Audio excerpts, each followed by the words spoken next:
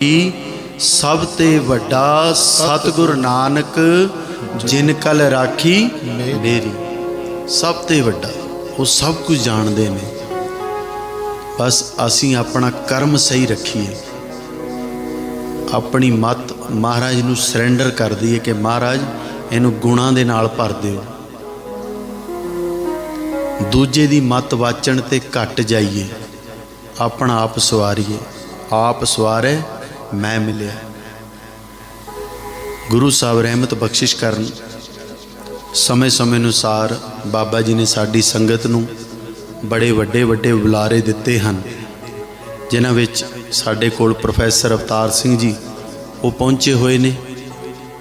वो आप जी नूं कुछ गुरमत विचारां और सरदार जस्सा सिंह जी रामगढ़िया बारे होर उन्हां दे अपने जिहड़े विचार हन वो आप जी दे नाल सांझे करनगे।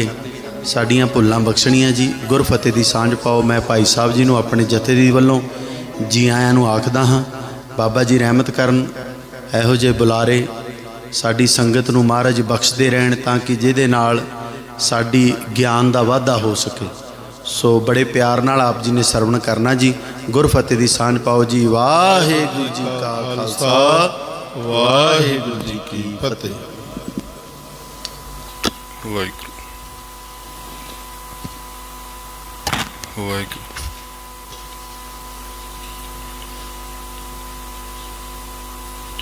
वाहिगुरू वाहिगुरू वाहिगुरू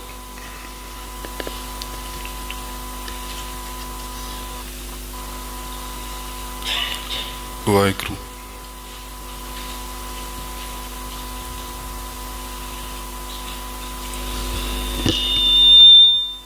परम सत्कारयोग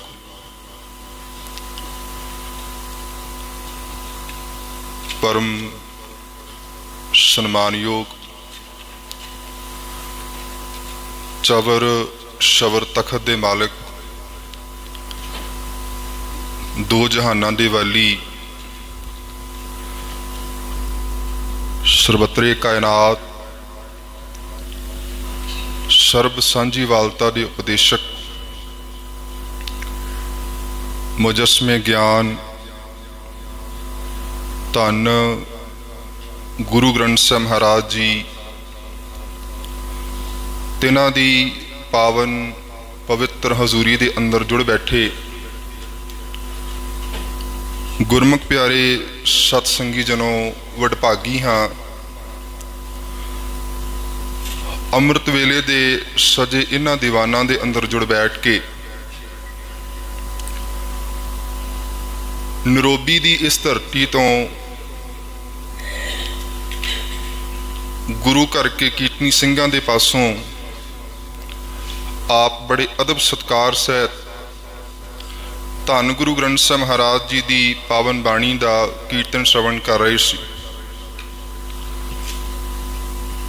सतगुरु सच्चे पातशाह महाराज जी दी बख्शिश और साडे सारियां दे उपर गुरु दी रहमत है कि असीं गुरु दी गोद दे विच बैठ के गुरबाणी नूं और नाल दी नाल इतिहास नूं सुनन दा समझण दा यतन करना है। सो मैं अपने बारे थोड़ी जी जानकारी साझी कर रहा कि मैं पंजाबी यूनिवर्सिटी पटियाला तो PhD कर रहा और अपनी PhD के रिसर्च वर्क के संबंध दे विच ही इस वक्त तकरीबन 3 महीनों तो मैं अफ्रीका दे विच हाँ। सो अफ्रीका दे वख-वख देशां दे विच, गुरुद्वारियां दे विच, वख-वख यूनीवर्सिटियां दे विच, वख-वख म्यूजियम जां होर जिन्ने भी इतिहासक स्थान ने उन्हां नूं देखण दा मैनूं मौका मिलिया है। सो मेरी दिली इच्छा सी कि मैं मैनेजमेंट नूं बेनती की कि मैं उस कौम दे महान योधे दे जीवन दे उपर कुछ कु विचार अपने साझे करने चाहता हाँ। ਸੀਮਤ ਸਮਾਂ ਹੈ, ਸਾਰਾ ਕੁਝ ਉਹਨਾਂ ਦੇ ਬਾਰੇ ਬਿਆਨ ਨਹੀਂ ਕੀਤਾ ਜਾ ਸਕਦਾ, ਸੋ ਟੂਕ ਮਾਤਰ ਮੈਂ ਕਹਿਣ ਦਾ ਯਤਨ ਕਰਾਂਗਾ। ਸੋ ਆਓ ਕੌਮ ਦੇ ਉਹਨਾਂ ਮਹਾਨ ਯੋਧਿਆਂ ਨੂੰ ਚੇਤੇ ਕਰਕੇ, ਜਿਨ੍ਹਾਂ ਦੇ ਕਰਕੇ ਅਸੀਂ ਹਾਂ, ਜਿਨ੍ਹਾਂ ਦੇ ਵਾਰਸ ਅਸੀਂ ਹਾਂ, ਅਸੀਂ ਉਹਨਾਂ ਦੇ ਉੱਪਰ ਮਾਣ ਕਰ ਸਕੀਏ। ਸੋ ਆਓ ਵਿਚਾਰਾਂ ਦੀ ਪ੍ਰਾਰੰਭਤਾ ਤੋਂ ਪਹਿਲਾਂ ਸਾਰੀ ਸੰਗਤ ਮਨੋਬਿਰਤੀਆਂ ਇਕਾਗਰ ਕਰਦਿਆਂ, ਆਪਸੀ ਗੱਲਬਾਤ ਵਿਚਾਰ ਨੂੰ ਸੰਕੋਚਦਿਆਂ, ਜਿੰਨਾ ਵੀ ਸਮਾਂ ਮੈਂ ਆਪ ਜੀ ਸੰਗਤ ਦੇ ਦਰਸ਼ਨ ਕਰਨੇ ਨੇ, ਆਪ ਸੰਗਤ ਨੇ ਇਕਾਗਰ ਚਿੱਤ ਹੋ ਕੇ ਇਹਨਾਂ ਵਿਚਾਰਾਂ ਨੂੰ ਸ਼ਰਵਣ ਕਰਨ ਦਾ ਯਤਨ ਕਰਨਾ। ਆਓ ਬੜੇ ਅਦਬ ਸਤਿਕਾਰ ਸਹਿਤ ਗੁਰੂ ਫਤਿਹ ਪ੍ਰਵਾਨ ਕਰੋ। ਆਖੋ ਜੀ ਵਾਹਿਗੁਰੂ ਜੀ ਕਾ ਖਾਲਸਾ, ਵਾਹਿਗੁਰੂ ਜੀ ਕੀ ਫਤਿਹ। ਅਸੀਂ ਵਡਭਾਗੀ ਹਾਂ ਕਿ ਸਾਡਾ ਜਿਹੜਾ ਜਨਮ ਹੈ ਸਿੱਖਾਂ ਦੇ ਘਰਾਂ ਦੇ ਵਿੱਚ ਹੋਇਆ ਤੇ ਸਿੱਖ ਦੇ ਰੂਪ ਦੇ ਵਿੱਚ ਹੋਇਆ ਹੈ, ਔਰ ਗੁਰੂ ਨਾਨਕ ਸਾਹਿਬ ਸੱਚੇ ਪਾਤਸ਼ਾਹ ਮਹਾਰਾਜ ਜੀ ਦੀ ਸਿੱਖੀ ਦੀ ਦਾਤ ਸਾਨੂੰ ਪ੍ਰਾਪਤ ਹੋਈ ਹੈ। ਸੋ ਮੈਨੂੰ ਬਹੁਤ ਖੁਸ਼ੀ ਹੋਈ ਸਭ ਤੋਂ ਪਹਿਲਾਂ ਇੱਥੇ ਆ ਕੇ, ਕਿਉਂਕਿ ਜਦੋਂ ਮੈਂ ਇੰਡੀਆ ਤੋਂ ਅਫਰੀਕਾ ਦੇ ਵਿੱਚ ਆਇਆ, ਸਭ ਤੋਂ ਪਹਿਲਾਂ ਇਸੇ ਗੁਰਦੁਆਰੇ ਸਾਹਿਬ ਦੇ ਵਿੱਚ ਆਪ ਸੰਗਤ ਦੇ ਮੈਨੂੰ ਦਰਸ਼ਨ ਕਰਨ ਦਾ ਮੌਕਾ ਪ੍ਰਾਪਤ ਹੋਇਆ। ਸੋ ਤੁਹਾਡੇ ਬਜ਼ੁਰਗਾਂ ਦਾ ਇਤਿਹਾਸ ਬਹੁਤ ਕਮਾਲ ਦਾ ਹੈ, 120 ਸਾਲ ਤੋਂ ਜ਼ਿਆਦਾ ਤੁਹਾਡਾ ਇਤਿਹਾਸ ਹੈ। ਸੋ ਇਸ ਕਰਕੇ ਜਿਸ ਰਾਮਗੜੀਆ ਨਾਮ ਦੇ ਉੱਪਰ ਇਹ ਸਾਰੇ ਅਫਰੀਕਾ ਦੇ ਵਿੱਚ ਅਸੀਂ ਗੁਰਦੁਆਰੇ ਦੇਖਦੇ ਹਾਂ, ਕੀਨੀਆ ਦੇ ਵਿੱਚ ਖਾਸ ਕਰਕੇ, ਸੋ ਉਹਨਾਂ ਸਾਰੇ ਤਕਰੀਬਨ ਗੁਰਦੁਆਰਿਆਂ ਦੇ ਵਿੱਚ ਮੈਨੂੰ ਵਿਚਰਨ ਦਾ ਮੌਕਾ ਮਿਲਿਆ ਹੈ। ਮੈਂ ਵੱਖ-ਵੱਖ ਗੁਰਦੁਆਰਿਆਂ ਦੇ ਵਿੱਚ ਗਿਆ ਹਾਂ। ਸੋ ਜਿਸ ਕੌਮ ਦੇ ਯੋਧੇ ਨੂੰ, ਜਿਸ ਕਰਕੇ ਅਸੀਂ ਮਾਣ ਮਹਿਸੂਸ ਕਰਦੇ ਹਾਂ ਕਿ ਅਸੀਂ ਉਹਦੇ ਵਾਰਿਸ ਹਾਂ, ਜੱਸਾ ਸਿੰਘ ਰਾਮਗੜੀਆ, ਜਿਹਦੇ ਉਸ ਪਰ ਅਸੀਂ ਮਾਣ ਕਰਦੇ ਹਾਂ, ਉਸ ਰਾਮਗੜੀਆ ਕਰਕੇ ਬਹੁਤ ਸਾਰੇ ਸਾਨੂੰ ਗੁਰਦੁਆਰੇ ਦੇਖਣ ਨੂੰ ਮਿਲਦੇ ਨੇ। ਸੋ ਉਸ ਗੱਲ ਦੇ ਉੱਪਰ ਆਪਾਂ ਥੋੜੀ ਜਿਹੀ ਵਿਚਾਰ ਕਰਨੀ ਹੈ, ਕਿਉਂਕਿ 11 ਮਾਰਚ ਕੱਲ ਦਾ ਦਿਨ ਸੀ। ਉਹ 11 ਮਾਰਚ 1783 ਨੂੰ, ਅੱਜ ਤੋਂ ਤਕਰੀਬਨ 240 ਸਾਲ ਪਹਿਲਾਂ, ਕੌਮ ਦੇ ਉਹਨਾਂ ਮਹਾਨ ਸੂਰਬੀਰ ਯੋਧਿਆਂ ਨੇ ਦਿੱਲੀ ਨੂੰ ਫਤਿਹ ਕੀਤਾ ਸੀ, ਔਰ ਉਹਨਾਂ ਦੇ ਵਿੱਚੋਂ ਹੀ ਸਨ ਸਰਦਾਰ ਬਘੇਲ ਸਿੰਘ, ਸਰਦਾਰ ਜੱਸਾ ਸਿੰਘ ਰਾਮਗੜੀਆ, ਸਰਦਾਰ ਜੱਸਾ ਸਿੰਘ ਆਲੂ। ਸੋ ਇਤਿਹਾਸ ਦੇ ਵਰਕਿਆਂ ਨੂੰ ਜਦੋਂ ਅਸੀਂ ਤਵਾਰੀਖ ਦੇ ਪੰਨਿਆਂ ਨੂੰ ਪਿੱਛੇ ਲਿਜਾ ਕੇ ਦੇਖਦੇ ਹਾਂ, ਗੁਰੂ ਨਾਨਕ ਸਾਹਿਬ ਸੱਚੇ ਪਾਤਸ਼ਾਹ ਤੋਂ ਲੈ ਕੇ ਗੁਰੂ ਗੋਬਿੰਦ ਸਿੰਘ ਸੱਚੇ ਪਾਤਸ਼ਾਹ ਮਹਾਰਾਜ ਤੱਕ, ਸਿੱਖ ਤੋਂ ਲੈ ਕੇ ਸਿੰਘ ਤੱਕ ਦਾ ਸਫ਼ਰ, 1469 ਤੋਂ ਲੈ ਕੇ 1699 ਦਾ ਸਮਾਂ ਉਹ ਦੇਖੀਏ ਤੇ ਕਿੰਨਾ ਲੰਬਾ ਸਮਾਂ ਸਿੱਖ ਤੋਂ ਸਿੰਘ ਬਣਨ ਤੱਕ ਦਾ ਸਫ਼ਰ ਹੈ। ਸੋ ਗੁਰੂ ਗੋਬਿੰਦ ਸਿੰਘ ਸੱਚੇ ਪਾਤਸ਼ਾਹ ਮਹਾਰਾਜ ਤੋਂ ਬਾਅਦ ਸਿੱਖ ਕੌਮ ਦੀ ਅਗਵਾਈ ਆਉਂਦੀ ਹੈ ਬਾਬਾ ਬੰਦਾ ਸਿੰਘ ਬਹਾਦਰ ਦੇ ਹੱਥਾਂ ਦੇ ਵਿੱਚ। ਬਹੁਤ ਬਖੂਬੀ ਤਰੀਕੇ ਦੇ ਨਾਲ ਬੰਦਾ ਸਿੰਘ ਬਹਾਦਰ ਨੇ ਕੌਮ ਦੀ ਅਗਵਾਈ ਕੀਤੀ। ਸੋ ਜਿਸ ਜੱਸਾ ਸਿੰਘ ਰਾਮਗੜੀਆ, ਜਿਨ੍ਹਾਂ ਦੇ ਬਾਰੇ ਮੈਂ ਆਪ ਸੰਗਤ ਨਾਲ ਵਿਚਾਰ ਸਾਂਝੇ ਕਰਨਾ ਚਾਹੁੰਦਾ ਹਾਂ, ਉਹਨਾਂ ਦੇ ਪਿਤਾ ਦਾ ਨਾਮ ਭਗਵਾਨ ਸਿੰਘ, ਔਰ ਮੈਨੂੰ ਲੱਗਦਾ ਕਿ ਆਪ ਸੰਗਤ ਬਹੁਤ ਚੰਗੀ ਤਰ੍ਹਾਂ ਇਤਿਹਾਸ ਜੱਸਾ ਸਿੰਘ ਰਾਮਗੜੀਆ ਉਹਨਾਂ ਦਾ ਜਾਣਦੇ ਹੋਵੋਗੇ। ਸੋ ਉਹਨਾਂ ਦੇ ਪਿਤਾ ਹਰਦਾਸ, ਉਹ ਕਿੱਡੀ ਵੱਡੀ ਬਖਸ਼ਿਸ਼ ਹੈ ਕਿ ਜੱਸਾ ਸਿੰਘ ਰਾਮਗੜੀਆ ਦੇ ਦਾਦਾ ਜੀ ਨੇ ਗੁਰੂ ਗੋਬਿੰਦ ਸਿੰਘ ਸੱਚੇ ਪਾਤਸ਼ਾਹ ਦੇ ਕਰ ਕਮਲਾਂ ਤੋਂ ਅੰਮ੍ਰਿਤ ਦੀ ਦਾਤ ਪ੍ਰਾਪਤ ਕੀਤੀ ਸੀ। ਜੱਸਾ ਸਿੰਘ ਰਾਮਗੜੀਆ, ਉਹਨਾਂ ਦੇ ਦਾਦਾ ਜੀ ਹਰਦਾਸ ਸਿੰਘ ਜੀ ਨੇ, ਜਿਹੜੇ ਗੁਰੂ ਗੋਬਿੰਦ ਸਿੰਘ ਸੱਚੇ ਪਾਤਸ਼ਾਹ ਮਹਾਰਾਜ ਦੇ ਕਰ ਕਮਲਾਂ ਤੋਂ ਅੰਮ੍ਰਿਤ ਦੀ ਦਾਤ ਪ੍ਰਾਪਤ ਕੀਤੀ। ਔਰ ਕਿੱਡੀ ਵੱਡੀ ਇਤਿਹਾਸਕ ਕਹਿ ਲਓ, ਕਿੱਡਾ ਵੱਡਾ ਇਤਿਹਾਸ ਹੈ ਕਿ ਉਸੇ ਹਰਦਾਸ ਸਿੰਘ ਜੀ 1716 ਦੇ ਵਿੱਚ ਬਾਬਾ ਬੰਦਾ ਸਿੰਘ ਬਹਾਦਰ ਦੇ ਨਾਲ ਸ਼ਹਾਦਤ ਦਾ ਜਾਮ ਵੀ ਪੀਂਦੇ ਨੇ। ਸੋ ਐਡਾ ਕਮਾਲ ਦਾ ਇਤਿਹਾਸ ਹੈ ਪੂਰੇ ਜੱਸਾ ਸਿੰਘ ਰਾਮਗੜੀਆ ਖਾਨਦਾਨ ਦਾ, ਅਸੀਂ ਦੇਖਾਂਗੇ। ਸੋ ਜੱਸਾ ਸਿੰਘ ਰਾਮਗੜੀਆ ਦਾ ਜਿਹੜਾ ਜਨਮ ਹੈ 1723 ਦੇ ਵਿੱਚ ਹੁੰਦਾ ਹੈ, ਈਚੋਗਿਲ ਪਿੰਡ, ਆਪ ਸੰਗਤ ਚੰਗੀ ਤਰ੍ਹਾਂ ਜਾਣਦੇ ਹੋਵੋਗੇ। ਔਰ ਇਹਨਾਂ ਦੇ ਜਿਹੜਾ ਪਿਛੋਕੜ ਹੈ ਪਿੰਡ ਸੁਰ ਸਿੰਘ ਦੇ ਨਾਲ ਪੱਟੀ ਦੇ ਨੇੜੇ ਇੱਕ ਪਿੰਡ ਹੈ, ਇਹਨਾਂ ਦੇ ਬਜ਼ੁਰਗਾਂ ਦਾ ਉਹ ਪਿੰਡ ਸੀ। ਪਰ ਜੱਸਾ ਸਿੰਘ ਰਾਮਗੜੀਆ ਦਾ ਜਨਮ ਇੱਚੋਗਲ ਪਿੰਡ ਦੇ ਵਿੱਚ ਹੁੰਦਾ ਹੈ। ਸੋ ਪਿਤਾ ਭਗਵਾਨ ਸਿੰਘ ਤੇ ਉਹਨਾਂ ਦੇ ਪਿਤਾ ਹਰਦਾਸ ਸਿੰਘ, ਜਿਵੇਂ ਆਪ ਸੰਗਤ ਬਹੁਤੀ ਸੰਗਤ ਉੱਥੋਂ ਤੁਸੀਂ ਰਾਮਗੜੀਆ, ਕਿਉਂਕਿ ਰਾਮਗੜੀਆ ਕੋਈ ਕਾਸਟ ਨਹੀਂ ਹੈ, ਇਹ ਗੱਲ ਵਿਚਾਰ ਮੈਂ ਸਾਂਝੀ ਕਰ ਰਿਹਾ। ਰਾਮਗੜੀਆ ਕੋਈ ਕਾਸਟ ਨਹੀਂ ਹੈ। ਸਾਡੀ ਕੌਮ ਦੇ ਵਿੱਚ ਇੱਕ ਤਰਾਸਦੀ ਵੀ ਬਣੀ ਹੋਈ ਹੈ, ਕਿਉਂਕਿ ਜਿਸ ਚੀਜ਼ ਤੋਂ ਗੁਰੂ ਸਾਹਿਬ ਨੇ ਸਾਨੂੰ ਦੂਰ ਕੀਤਾ ਸੀ ਉਹ ਚੀਜ਼ਾਂ ਸਾਡੇ ਵਿੱਚ ਅੱਜ ਵੀ ਨੇ। ਸਿੱਖੀ ਦੇ ਵਿੱਚ ਕੋਈ ਜਾਤ ਪਾਤ ਨਹੀਂ ਹੈ, ਕਿਉਂਕਿ ਗੁਰੂ ਨਾਨਕ ਸਾਹਿਬ ਸੱਚੇ ਪਾਤਸ਼ਾਹ ਜੀ ਨੇ ਆਖ ਦਿੱਤਾ ਸੀਗਾ ਕਿ ਜਿਸ ਇਨਸਾਨ ਦੇ ਕਰਮ ਮਾੜੇ ਨੇ ਉਸ ਇਨਸਾਨ ਦੀ ਜਾਤ ਮਾੜੀ ਹੈ। ਸੋ ਇਸ ਕਰਕੇ ਜਿਸ ਜਾਤਾਂ ਪਾਤਾਂ ਦੇ ਵਿੱਚੋਂ ਸਾਨੂੰ ਕੱਢਿਆ ਸੀ, ਉਸ ਜਾਤਾਂ ਪਾਤਾਂ ਦੇ ਵਿੱਚ ਅੱਜ ਵੀ ਅਸੀਂ ਫਸੇ ਹੋਏ ਹਾਂ। ਸੋ ਮੈਂ ਗੱਲ ਸਾਂਝੀ ਕਰ ਰਿਹਾ ਸਾਂ, ਰਾਮਗੜੀਆ ਸ਼ਬਦ ਹੈ ਕਿਵੇਂ ਹੋਂਦ ਦੇ ਵਿੱਚ ਆਇਆ। ਸਰਦਾਰ ਜੱਸਾ ਸਿੰਘ ਰਾਮਗੜੀਆ ਦੇ ਨਾਲ ਰਾਮਗੜੀਆ ਸ਼ਬਦ ਜੁੜਦਾ ਹੈ। ਆਮ ਕਰਕੇ ਅਸੀਂ ਕਈ ਵਾਰ ਇਸ ਨੂੰ ਬਰਾਦਰੀ ਦੇ ਨਾਲ ਜੋੜਦੇ ਨੇ, ਕੋਈ ਬਰਾਦਰੀ ਨਹੀਂ ਹੈ। ਰਾਮ ਰੌਣੀ ਇੱਕ ਕਿਲ੍ਹਾ ਸੀ ਜਿਹੜਾ ਕਿ ਦਰਬਾਰ ਸਾਹਿਬ ਅੰਮ੍ਰਿਤਸਰ ਦੀ ਪਾਵਨ ਧਰਤੀ ਅਸੀਂ ਦੇਖਦੇ ਹਾਂ।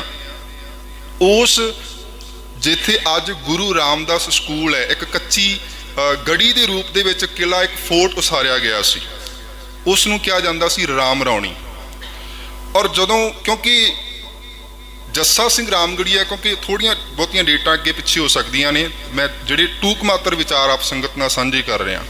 ਸੋ ਰਾਮ ਰੌਣੀ ਕਿਲ੍ਹਾ ਜਿਹੜਾ ਸੀਗਾ ਉਹ ਜੱਸਾ ਸਿੰਘ ਰਾਮਗੜੀਆ ਦੇ ਵੱਲੋਂ ਉਸਾਰਿਆ ਗਿਆ ਸੀ। ਉਸੇ ਕਿਲ੍ਹੇ ਤੋਂ ਹੀ ਹੌਲੀ ਹੌਲੀ ਰਾਮਗੜ੍ਹ ਸ਼ਬਦ ਵਰਤਿਆ ਗਿਆ। ਗੜ੍ਹ ਦਾ ਅਰਥ ਹੈ ਕਿਲ੍ਹਾ, ਤੇ ਬਾਅਦ ਦੇ ਵਿੱਚ ਇਸ ਕਿਲ੍ਹੇ ਦੀ ਉਸਾਰੀ ਜੋ ਹੈ ਜੱਸਾ ਸਿੰਘ ਰਾਮਗੜੀਏ ਦੇ ਵੱਲੋਂ ਕਰਵਾਈ ਗਈ ਸੀ, ਇਸ ਕਰਕੇ ਉਹਨਾਂ ਦੇ ਨਾਮ ਨਾਲ ਜੁੜ ਗਿਆ ਰਾਮਗੜੀਆ। ਰਾਮਗੜ੍ਹ ਇੱਕ ਕਿਲ੍ਹਾ ਹੈ, ਰਾਮ ਰੌਣੀ ਕਿਲ੍ਹਾ ਸੀ, ਰਾਮ ਰੌਣੀ ਤੋਂ ਰਾਮਗੜ੍ਹ ਬਣਿਆ। ਔਰ ਕਿੱਡੀ ਵੇਖੋ ਵੱਡੀ ਬਖਸ਼ਿਸ਼ ਹੈ, ਕਿਉਂਕਿ ਜਿਹੜੀ ਤਰਖਾਨ, ਕਿਉਂਕਿ ਇੱਕ ਬਰਾਦਰੀ ਸਕਿੱਲ ਸੀ, ਕਿੱਤੇ ਸੀ, ਕੋਈ ਲੋਹਾਰ ਸੀ, ਕੋਈ ਤਰਖਾਨ ਸੀ, ਕੋਈ ਸੁਨਿਆਰਾ ਸੀ। ਸੋ ਅਲੱਗ-ਅਲੱਗ ਲੋਕਾਂ ਦੇ ਕੋਲ ਸਕਿੱਲ ਸੀ। ਤੁਹਾਡੇ ਅੰਦਰ, ਬਜ਼ੁਰਗਾਂ ਦੇ ਅੰਦਰ ਇਹ ਸਕਿੱਲ ਸੀ। ਇਸੇ ਕਰਕੇ, ਇਸ ਸਕਿੱਲ ਦੇ ਕਰਕੇ ਬਹੁਤ ਸਾਰੇ ਜਿਹੜੇ ਇਸ ਸੰਬੰਧਿਤ ਕਿੱਤੇ ਦੇ ਨਾਲ, ਤਰਖਾਣੀ ਕਿੱਤੇ ਨਾਲ ਸੰਬੰਧਿਤ ਇਸ ਅਫਰੀਕਾ ਦੀ ਧਰਤੀ ਤੇ ਤੁਹਾਡੇ ਬਜ਼ੁਰਗ ਆਏ ਅੱਜ ਤੋਂ 120 ਸਾਲ ਪਹਿਲਾਂ, ਜਦੋਂ ਇਹ ਰੇਲਵੇ ਟਰੈਕ ਬਣਨੀ ਸ਼ੁਰੂ ਹੋਈ, ਕਿਉਂਕਿ ਤੁਹਾਡੇ ਬਜ਼ੁਰਗਾਂ ਦੇ ਕੋਲ ਸਕਿੱਲ ਸੀ। ਔਰ ਉਸ ਸਕਿੱਲ ਦੇ ਕਰਕੇ ਮੈਂ ਸਮਝਦਾ ਕਿ ਇਹ ਗੁਰਦੁਆਰੇ ਹੋਂਦ ਦੇ ਵਿੱਚ ਆਏ। ਮੈਨੂੰ ਬਹੁਤ ਸਾਰੇ ਦੇਸ਼ਾਂ ਦੇ ਵਿੱਚ ਜਾਣ ਦਾ ਮੌਕਾ ਮਿਲਿਆ ਹੈ, ਪਰ ਜੋ ਇੱਥੇ ਆ ਕੇ ਮੈਂ ਦੇਖਿਆ, ਐਡੇ ਸੋਹਣੇ ਗੁਰਦੁਆਰੇ, ਐਡੇ ਕਮਾਲ ਦਾ, ਹਰੇਕ ਜਗ੍ਹਾ ਇੱਕ ਯੂਨੀਕ ਜੋ ਹੈ, ਹਰੇਕ ਚੀਜ਼ਾਂ ਗੁਰਦੁਆਰਿਆਂ ਦੇ ਵਿੱਚ ਮੈਨੂੰ ਦੇਖਣ ਨੂੰ ਮਿਲਦੀਆਂ ਨੇ। ਉਸ ਤੁਹਾਡੇ ਬਜ਼ੁਰਗਾਂ ਦਾ ਵਿਜ਼ਨ ਕਿੱਡਾ ਕਮਾਲ ਦਾ ਸੀ। ਸੋ ਮੈਂ ਗੱਲ ਸਾਂਝੀ ਕਰ ਰਿਹਾ ਸਾਂ ਜੱਸਾ ਸਿੰਘ ਰਾਮਗੜੀਆ ਦੀ। ਜੱਸਾ ਸਿੰਘ ਰਾਮਗੜੀਆ, ਉਹਨਾਂ ਨੇ ਆਪਣੀ 14 ਸਾਲ ਦੀ ਉਮਰ ਦੇ ਵਿੱਚ ਜੱਸਾ ਸਿੰਘ ਰਾਮਗੜੀਆ ਨੇ ਏਸ਼ੀਆ ਦੀ ਸਭ ਤੋਂ ਵੱਡੀ ਉਸ ਵਕਤ ਦੀ ਤਾਕਤ ਜੋ ਸੀ, ਏਸ਼ੀਆ ਦੀ ਸਭ ਤੋਂ ਵੱਡੀ ਤਾਕਤ, ਉਸ ਸਮੇਂ ਨਾਦਰ ਸ਼ਾਹ ਦੇ ਨਾਲ ਜੰਗ ਕਰਕੇ ਤਲਵਾਰ ਦੇ ਜ਼ੋਰ ਦਿਖਾਏ। ਤੇ ਉਸ ਸਮੇਂ ਆਪਣੇ ਪਿਤਾ ਦੇ ਨਾਲ, ਬੇਸ਼ੱਕ ਉਸ ਜੰਗ ਦੇ ਵਿੱਚ ਇਹਨਾਂ ਦੇ ਪਿਤਾ ਜੀ ਸ਼ਹੀਦੀ ਦਾ ਇਲਜ਼ਾਮ ਪਈ ਗਏ ਸਨ। ਸੋ ਕਿੱਡਾ ਕਮਾਲ ਦਾ ਇਤਿਹਾਸ ਹੈ ਸਾਡੇ ਉਹਨਾਂ ਬਜ਼ੁਰਗਾਂ ਨੇ। ਕਿਉਂਕਿ ਸਿੱਖ ਕੌਮ, ਜਿਵੇਂ ਮੈਂ ਪਹਿਲਾਂ ਜ਼ਿਕਰ ਕੀਤਾ ਕਿ ਬੰਦਾ ਸਿੰਘ ਬਹਾਦਰ ਦਾ, ਬੰਦਾ ਸਿੰਘ ਬਹਾਦਰ ਤੋਂ ਬਾਅਦ ਦਲ ਖਾਲਸਾ ਹੋਣ ਦੇ ਵਿੱਚ ਆਇਆ। ਦਲ ਖਾਲਸਾ ਦੀ ਅਗਵਾਈ ਜੋ ਹੈ ਸਿੱਖ ਕੌਮ ਦੇ ਉਸ ਮਹਾਨ ਨਵਾਬ ਕਪੂਰ ਸਿੰਘ ਦੇ ਹੱਥਾਂ ਦੇ ਵਿੱਚ ਆਉਂਦੀ ਹੈ। ਨਵਾਬ ਕਪੂਰ ਸਿੰਘ ਦੇ ਬਾਰੇ ਵੀ ਇਹ ਜਾਣਕਾਰੀ ਸਾਂਝੀ ਕਰ ਰਹੇ ਹਾਂ ਕਿ ਜਦੋਂ ਨਵਾਬ ਕਪੂਰ ਸਿੰਘ ਨੂੰ ਨਵਾਬੀ ਮਿਲਣੀ ਸੀ, ਅੱਜ ਕੱਲ੍ਹ ਤਾਂ ਸਾਡੇ ਲੀਡਰ, ਸਾਡੇ ਲੋਕ ਕੁਰਸੀਆਂ ਦੇ ਮਗਰ ਭੱਜਦੇ ਨੇ, ਪਰ ਦੇਖੋ ਕਿੱਡਾ ਕੌਮ ਦੇ ਉਹਨਾਂ ਮਹਾਨ ਸੂਰਬੀਰਾਂ ਦਾ ਇਤਿਹਾਸ ਸੀ। ਉਸ ਵਕਤ ਨਵਾਬੀਆਂ ਸਿੱਖਾਂ ਦੇ ਪੈਰਾਂ ਦੇ ਵਿੱਚ ਰੁਲਦੀਆਂ ਸਨ। ਨਵਾਬ ਕਪੂਰ ਸਿੰਘ ਦੇ ਕੋਲ ਜਦੋਂ ਉਹਨਾਂ ਨੂੰ ਨਵਾਬੀ ਪੇਸ਼ ਕੀਤੀ ਗਈ, ਕੋਈ ਵੀ ਉਸ ਵਕਤ ਨਵਾਬੀ ਲੈਣ ਲਈ ਇਸ ਹੱਕ ਦੇ ਵਿੱਚ ਨਹੀਂ ਸੀ ਕਿ ਅਸੀਂ ਨਵਾਬੀ ਹਾਸਲ ਕਰ ਸਕੀਏ। ਤੇ ਉਸ ਵਕਤ ਨਵਾਬ ਕਪੂਰ ਸਿੰਘ ਨੂੰ ਜਿਹੜਾ ਘੋੜਿਆਂ ਦੀ ਲਿਦ ਚੁੱਕਣ ਦੀ ਸੇਵਾ ਕਰਨ ਵਾਲਾ ਨਵਾਬ ਕਪੂਰ ਸਿੰਘ ਸੀ। ਨਵਾਬ ਕਪੂਰ ਸਿੰਘ ਨੂੰ ਬੁਲਾਇਆ ਗਿਆ ਔਰ ਪੰਜਾਂ ਪਿਆਰਿਆਂ ਦੇ ਵੱਲੋਂ ਹੁਕਮ ਕੀਤਾ ਗਿਆ ਕਿ ਇਹ ਖਾਲਸੇ ਵੱਲੋਂ ਤੁਹਾਨੂੰ ਨਵਾਬੀ ਦੀ ਬਖਸ਼ਿਸ਼ ਕੀਤੀ ਜਾਣੀ ਹੈ। ਉਹਨਾਂ ਨੇ ਇਹੀ ਆਖਿਆ ਸੀ ਉਸ ਵਕਤ ਕਿ ਇਹ ਨਵਾਬੀ ਬੇਸ਼ੱਕ ਮੈਨੂੰ ਦਿੱਤੀ ਜਾਏ, ਪਰ ਮੇਰੇ ਕੋਲੋਂ ਘੋੜਿਆਂ ਦੀ ਲਿਦ ਚੁੱਕਣ ਦੀ ਸੇਵਾ ਉਹ ਨਾ ਖੋਈ ਜਾਏ। ਔਰ ਅਗਲੀ ਗੱਲ ਉਹਨਾਂ ਨੇ ਆਖੀ ਸੀ ਕਿ ਇਹ ਨਵਾਬੀ ਸਭ ਤੋਂ ਪਹਿਲਾਂ ਪੰਜਾਂ ਪਿਆਰਿਆਂ ਦੇ ਪੈਰਾਂ ਨੂੰ ਸੁਹਾਈ ਜਾਏ, ਤਾਂ ਕਿ ਇਸ ਨਵਾਬੀ ਨੂੰ ਹਾਸਲ ਕਰਕੇ ਮੇਰੇ ਮਨ ਦੇ ਅੰਦਰ ਹੰਕਾਰ ਨਾ ਆ ਸਕੇ। ਸੋ ਅੱਜ ਅਸੀਂ ਆਪਣੀ ਕੌਮ ਦੀ ਹਾਲਤ ਦੇਖਦੇ ਹਾਂ ਤੇ ਸਾਡੇ ਲੋਕ ਕੁਰਸੀਆਂ ਦੇ ਭੁੱਖੇ, ਨਵਾਬੀਆਂ ਦੇ ਭੁੱਖੇ। ਤੇਰੀ ਕੌਮ ਨੇ ਖੁਦ ਵੇਚ ਦਿੱਤੀਆਂ ਸਰਦਾਰੀਆਂ। ਸਾਡੀ ਕੌਮ ਨੂੰ ਸਰਦਾਰੀਆਂ ਕਿਵੇਂ ਮਿਲਦੀਆਂ ਸਨ ਤੇ ਅੱਜ ਅਸੀਂ ਸਰਦਾਰੀਆਂ ਸਾਡੇ ਕੋਲ ਵੀ ਤੇ ਅਸੀਂ ਵੇਚ ਰਹੇ ਹਾਂ। ਸੋ ਮੈਂ ਗੱਲ ਕਰ ਰਿਹਾ ਸਾਂ, ਨਵਾਬ ਕਪੂਰ ਸਿੰਘ ਤੋਂ ਬਾਅਦ ਬੇਸ਼ੱਕ ਜੱਸਾ ਸਿੰਘ ਆਹਲੂਵਾਲੀਆ ਉਸ ਵਕਤ, ਕਿਉਂਕਿ ਸਿੱਖ ਕੌਮ ਮਿਸਲਾਂ ਦੇ ਵਿੱਚ ਵੰਡੀ ਗਈ, 12 ਮਿਸਲਾਂ ਹੋਣ ਦੇ ਵਿੱਚ ਆਈਆਂ। ਮਿਸਲਾਂ ਬੇਸ਼ੱਕ ਆਪਸ ਦੇ ਵਿੱਚ ਉਹਨਾਂ ਦੀਆਂ ਲੜਾਈਆਂ ਵੀ ਹੁੰਦੀਆਂ ਰਹੀਆਂ। ਇਤਿਹਾਸ ਪੜਾਂਗੇ, ਜੱਸਾ ਸਿੰਘ ਆਹਲੂਵਾਲੀਆ ਉਹ ਆਹਲੂਵਾਲੀਆ ਮਿਸਲ ਦੇ ਆਗੂ ਸਨ। ਬੇਸ਼ੱਕ ਨਵਾਬ ਕਪੂਰ ਸਿੰਘ ਤੋਂ ਬਾਅਦ ਜੱਸਾ ਸਿੰਘ ਆਹਲੂਵਾਲੀਆ ਨੇ ਸਿੱਖ ਕੌਮ ਦੀ ਅਗਵਾਈ ਕੀਤੀ, ਪਰ ਜੱਸਾ ਸਿੰਘ ਰਾਮਗੜੀਆ ਵੀ ਉਸ ਵਕਤ ਸਿੱਖ ਕੌਮ ਦੇ ਸਤਿਕਾਰਤ ਆਗੂਆਂ ਦੇ ਵਿੱਚੋਂ ਰਹੇ। ਬੇਸ਼ੱਕ ਮਿਸਲਾਂ ਦੇ ਆਪਸ ਦੇ ਵਿੱਚ ਲੜਦੀਆਂ ਰਹੀਆਂ, ਪਰ ਜਦੋਂ ਵੀ ਕੌਮ ਦੇ ਉੱਪਰ ਭੀੜ ਬਣੀ ਉਸ ਵਕਤ ਸਾਰੀਆਂ ਮਿਸਲਾਂ ਇਕੱਠੀਆਂ ਹੁੰਦੀਆਂ ਰਹੀਆਂ। ਮੈਂ ਅੱਜ ਸਿੱਖ ਕੌਮ ਦੀਆਂ ਵੰਡੀਆਂ ਤਾਂ ਅੱਜ ਵੀ ਬਹੁਤ ਨੇ, ਨਾਲ ਦੀ ਨਾਲ ਮੈਂ ਅੱਜ ਦਾ ਜ਼ਿਕਰ ਵੀ ਕਰਾਂਗਾ, ਕਿਉਂਕਿ ਇਤਿਹਾਸ ਤੋਂ ਅਸੀਂ ਸੇਧ ਲੈਣੀ ਹੁੰਦੀ ਹੈ। ਹਿਸਟਰੀ ਕਿਸ ਵਾਸਤੇ ਹੁੰਦੀ ਹੈ? ਇਤਿਹਾਸ ਅਸੀਂ ਬਜ਼ੁਰਗਾਂ ਦਾ ਕਿਉਂ ਸਾਂਝਾ ਕਰਦੇ ਹਾਂ? ਗੁਰਬਾਣੀ ਦੇ ਵਿੱਚੋਂ ਸ਼ਬਦ ਪੜ੍ਹਦੇ ਹਾਂ, ਬਬਾਣੀਆਂ ਕਹਾਣੀਆਂ ਪੁੱਤ ਸਪੁੱਤ ਕਰੀਣ, ਕਿ ਬਜ਼ੁਰਗਾਂ ਦੀਆਂ ਕਹਾਣੀਆਂ ਸੁਣ ਕੇ, ਬਜ਼ੁਰਗਾਂ ਦੇ ਉਹਨਾਂ ਮਹਾਨ ਕਿੱਸਿਆਂ ਨੂੰ ਸੁਣ ਕੇ ਸਾਡੇ ਅੰਦਰ ਉਹ ਵੀਰਤਾ, ਸਾਡੇ ਅੰਦਰ ਉਹ ਅਣਖ ਪੈਦਾ ਹੋ ਸਕੇ ਜੋ ਸਾਡੇ ਬਜ਼ੁਰਗਾਂ ਨੇ ਕਮਾਈ ਹੈ। ਸੋ ਮੈਂ ਵਿਚਾਰ ਸਾਂਝੇ ਕਰ ਰਿਹਾ ਸੀ, ਸਿੱਖ ਕੌਮ ਬੇਸ਼ੱਕ ਮਿਸਲਾਂ ਦੇ ਵਿੱਚ ਵੰਡੀ ਰਹੀ, ਜਦੋਂ ਵੀ ਕੌਮ ਦੇ ਉੱਪਰ ਭੀੜ ਬਣਦੀ ਰਹੀ ਸਿੱਖ ਇਕੱਠੇ ਹੁੰਦੇ ਰਹੇ। ਕਿ ਅੱਜ ਸਾਡੀ ਕੌਮ ਇਕੱਠੀ ਹੈ? ਵਿਚਾਰ ਆਪਣੇ ਮਨਾਂ ਦੇ ਅੰਦਰ ਕਰਕੇ ਦੇਖੋ। ਅੱਜ ਸਾਡੇ ਅੰਦਰ, ਮੈਂ ਜਿੱਥੇ ਵੀ ਤੁਰ ਫਿਰ ਕੇ ਦੇਖਿਆ, ਸਭ ਤੋਂ ਵੱਡੀ ਘਾਟ ਮੈਨੂੰ ਇੱਕੋ ਮਹਿਸੂਸ ਹੁੰਦੀ ਸਾਡੀ ਕੌਮ ਦੇ ਵਿੱਚ, ਉਹ ਹੈ ਸਿੱਖ ਯੂਨਿਟੀ। ਕੋਈ ਵੀ ਕਾਰਜ ਕਰਨਾ ਹੋਵੇ ਅਸੀਂ ਇਕੱਠੇ ਨਹੀਂ ਹੋ ਰਹੇ।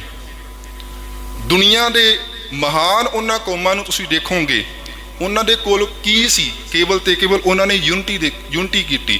ਤੁਸੀਂ ਜਾਪਾਨੀਆਂ ਦਾ ਇਤਿਹਾਸ ਪੜ੍ਹ ਲਓ, ਤੁਸੀਂ ਜਿਊਸ ਦਾ ਇਤਿਹਾਸ ਪੜ੍ਹ ਲਓ। ਅੱਜ ਜਿਊਸ ਬੇਸ਼ੱਕ ਉਹਨਾਂ ਨੂੰ ਵੀ ਚੈਂਬਰਾਂ ਦੇ ਵਿੱਚ ਪਾ ਕੇ ਸਾੜਿਆ ਗਿਆ, ਜਿਊਸ ਨੂੰ। ਜਾਪਾਨੀਆਂ ਦੇ ਉੱਪਰ ਕਿੱਡਾ ਵੱਡਾ, ਦੇਖੋ ਹੀਰੋਸ਼ੀਮਾ ਨਾਗਾਸਾਕੀ ਦੇ ਵਿੱਚ ਕਿੱਡਾ ਵੱਡਾ ਉਹ ਅਟੈਕ ਹੋਇਆ, ਕਿੰਨੇ ਲੱਖਾਂ ਬੰਦੇ ਉਹਨਾਂ ਦੇ ਮਾਰੇ ਗਏ। ਤੁਸੀਂ ਮੈਨੂੰ 6 ਦੇਸ਼ਾਂ ਦੇ ਵਿੱਚ ਅਫਰੀਕਾ ਦੇ ਵਿੱਚ ਵਿਚਰਨ ਦਾ ਮੌਕਾ ਮਿਲਿਆ, ਕੀਨੀਆ, ਯੁਗਾਂਡਾ, ਤੰਜ਼ਾਨੀਆ, ਰਵਾਂਡਾ, ਸਾਊਥ ਅਫਰੀਕਾ, ਬੋਟਸਵਾਨਾ। ਸੋ ਮੈਂ ਬੋਟਸਵਾਨਾ ਦੇ ਵਿੱਚ ਗਿਆ, ਮੈਂ ਰਵਾਂਡਾ ਦੇ ਵਿੱਚ ਮੈਨੂੰ ਇੱਕ ਜੈਨੋਸਾਈਡ ਮੈਮੋਰੀਅਲ ਦੇਖਣ ਦਾ ਮੌਕਾ ਮਿਲਿਆ, ਕਿਉਂਕਿ ਉੱਥੋਂ ਵੀ ਹੁਤੂ ਤੁਤਸੀ ਕਰਕੇ 2 ਗਰੁੱਪ ਸਨ ਉਹਨਾਂ ਦੇ। ਕਿਉਂਕਿ ਮੈਂ ਨਾਲ ਦੀ ਨਾਲ ਅੱਜ ਦੀਆਂ ਵਿਚਾਰਾਂ ਵੀ ਸਾਂਝੀਆਂ ਕਰਨੀਆਂ ਨੇ, ਜਿੰਨੂੰ ਕਿ ਮੈਨੂੰ ਨੌਲੇਜ, ਮੇਰੀ ਜਾਣਕਾਰੀ ਦੇ ਵਿੱਚ ਵਾਧਾ ਹੋਇਆ। ਉੱਥੇ ਵੀ 2 ਗਰੁੱਪਾਂ ਦੇ ਵਿੱਚ ਆਪਸ ਦੇ ਵਿੱਚ ਲੱਖਾਂ ਬੰਦੇ ਉਹਨਾਂ ਦੇ ਮਾਰੇ ਗਏ। ਮੈਨੂੰ ਉਹ ਮੈਮੋਰੀਅਲ ਦੇਖਣ ਦਾ ਮੌਕਾ ਮਿਲਿਆ। ਉਸ ਮੈਮੋਰੀਅਲ ਦੇ ਵਿੱਚ ਉਹਨਾਂ ਲੋਕਾਂ ਨੇ ਆਪਣੇ ਉਸ ਇਤਿਹਾਸ ਨੂੰ ਬਹੁਤ ਸੋਹਣੇ ਤਰੀਕੇ ਨਾਲ ਇਹ ਸਾਹਮਣੇ ਡਿਸਪਲੇ ਕਰਕੇ ਰੱਖ ਦਿੱਤਾ ਕਿ ਸਾਡੇ ਨਾਲ ਹੋਇਆ ਕੀ ਸੀ, ਤਾਂ ਕਿ ਸਾਡੇ ਆਉਣ ਵਾਲੇ ਬੱਚੇ ਦੇਖ ਸਕਣ, ਕਿ ਸਾਡੇ ਬੱਚੇ ਸੇਧ ਲੈ ਸਕਣ ਇਤਿਹਾਸ ਤੋਂ, ਸਾਡੇ ਨਾਲ ਇਤਿਹਾਸ ਦੇ ਵਿੱਚ ਵਾਪਰਿਆ ਕੀ ਸੀ। ਉਹਨਾਂ ਨੇ ਆਪਣੇ ਨਾਲ ਜੋ ਕੁਝ ਹੋਇਆ, ਉੱਥੋਂ ਤੱਕ ਕਿ ਹੱਡੀਆਂ ਵੀ ਜਿਹੜੀਆਂ ਮਿਲੀਆਂ, ਖੋਪੜ ਵੀ ਮਿਲੇ, ਇੰਨੀ ਬੇਰਹਿਮੀ ਦੇ ਨਾਲ ਕਤਲ ਕੀਤੇ ਗਏ ਲੋਕ, ਔਰਤਾਂ ਕਤਲ ਕੀਤੀਆਂ ਗਈਆਂ, ਬੱਚੇ ਕਤਲ ਕੀਤੇ ਗਏ, ਉਹਨਾਂ ਸਾਰਿਆਂ ਨੂੰ ਉਸ ਮਿਊਜ਼ੀਅਮ ਦੇ ਵਿੱਚ, ਉਸ ਮੈਮੋਰੀਅਲ ਦੇ ਵਿੱਚ ਡਿਸਪਲੇ ਕਰ ਦਿੱਤਾ। ਸਾਡੀ ਕੌਮ ਨਾਲ ਵੀ ਬਹੁਤ ਕੁਝ ਹੋਇਆ, ਪਰ ਅਸੀਂ ਦੁਨੀਆ ਨੂੰ ਦਿਖਾ ਨਹੀਂ ਸਕੇ। ਸੋ ਮੈਂ ਗੱਲ ਸਾਂਝੀ ਕਰ ਰਿਹਾ ਸਾਂ ਇਤਿਹਾਸ ਦੀ। ਮਿਸਲਾਂ ਦੇ ਵਿੱਚ ਕੌਮ ਸਾਡੀ ਵੰਡੀ ਗਈ, ਪਰ ਜਦੋਂ ਵੀ ਕੌਮ ਦੇ ਉੱਪਰ ਭੀੜ ਬਣਦੀ ਰਹੀ ਸਾਡੀ ਕੌਮ ਇਕੱਤਰ ਹੁੰਦੀ ਰਹੀ। ਅੱਜ ਵੀ ਸਾਡੇ ਅੰਦਰ ਬਹੁਤ ਸਾਰੀਆਂ ਵੰਡੀਆਂ ਨੇ, ਪਰ ਜਦੋਂ ਕੌਮ ਦੇ ਉੱਪਰ ਭੀੜ ਬਣਦੀ ਅਸੀਂ ਇੱਕ ਦੂਜੇ ਦੇ ਉੱਪਰ ਉਂਗਲਾਂ ਕਰਦੇ ਹਾਂ। ਇਹ ਸੱਚਾਈ ਹੈ, ਇੱਕ ਦੂਜੇ ਦੀਆਂ ਲੱਤਾਂ ਖਿੱਚਦੇ ਹਾਂ। ਕੋਈ ਵੀ ਚੰਗਾ ਕੰਮ ਕਰਨਾ ਚਾਹੁੰਦਾ ਹੈ ਅਸੀਂ ਉਹਨੂੰ ਸਪੋਰਟ ਨਹੀਂ ਕਰਦੇ। ਅੱਜ ਸਾਡੀ ਕੌਮ ਦੇ ਅੰਦਰ ਸਭ ਤੋਂ ਵੱਡੀ, ਮੈਂ ਇਤਿਹਾਸ ਇਸੇ ਕਰਕੇ ਸਾਂਝਾ ਕਰ ਰਿਹਾ ਕਿ ਅਸੀਂ ਆਪਣੇ ਉਹਨਾਂ ਪੁਰਖਿਆਂ ਤੋਂ ਸੇਧ ਲੈ ਸਕੀਏ।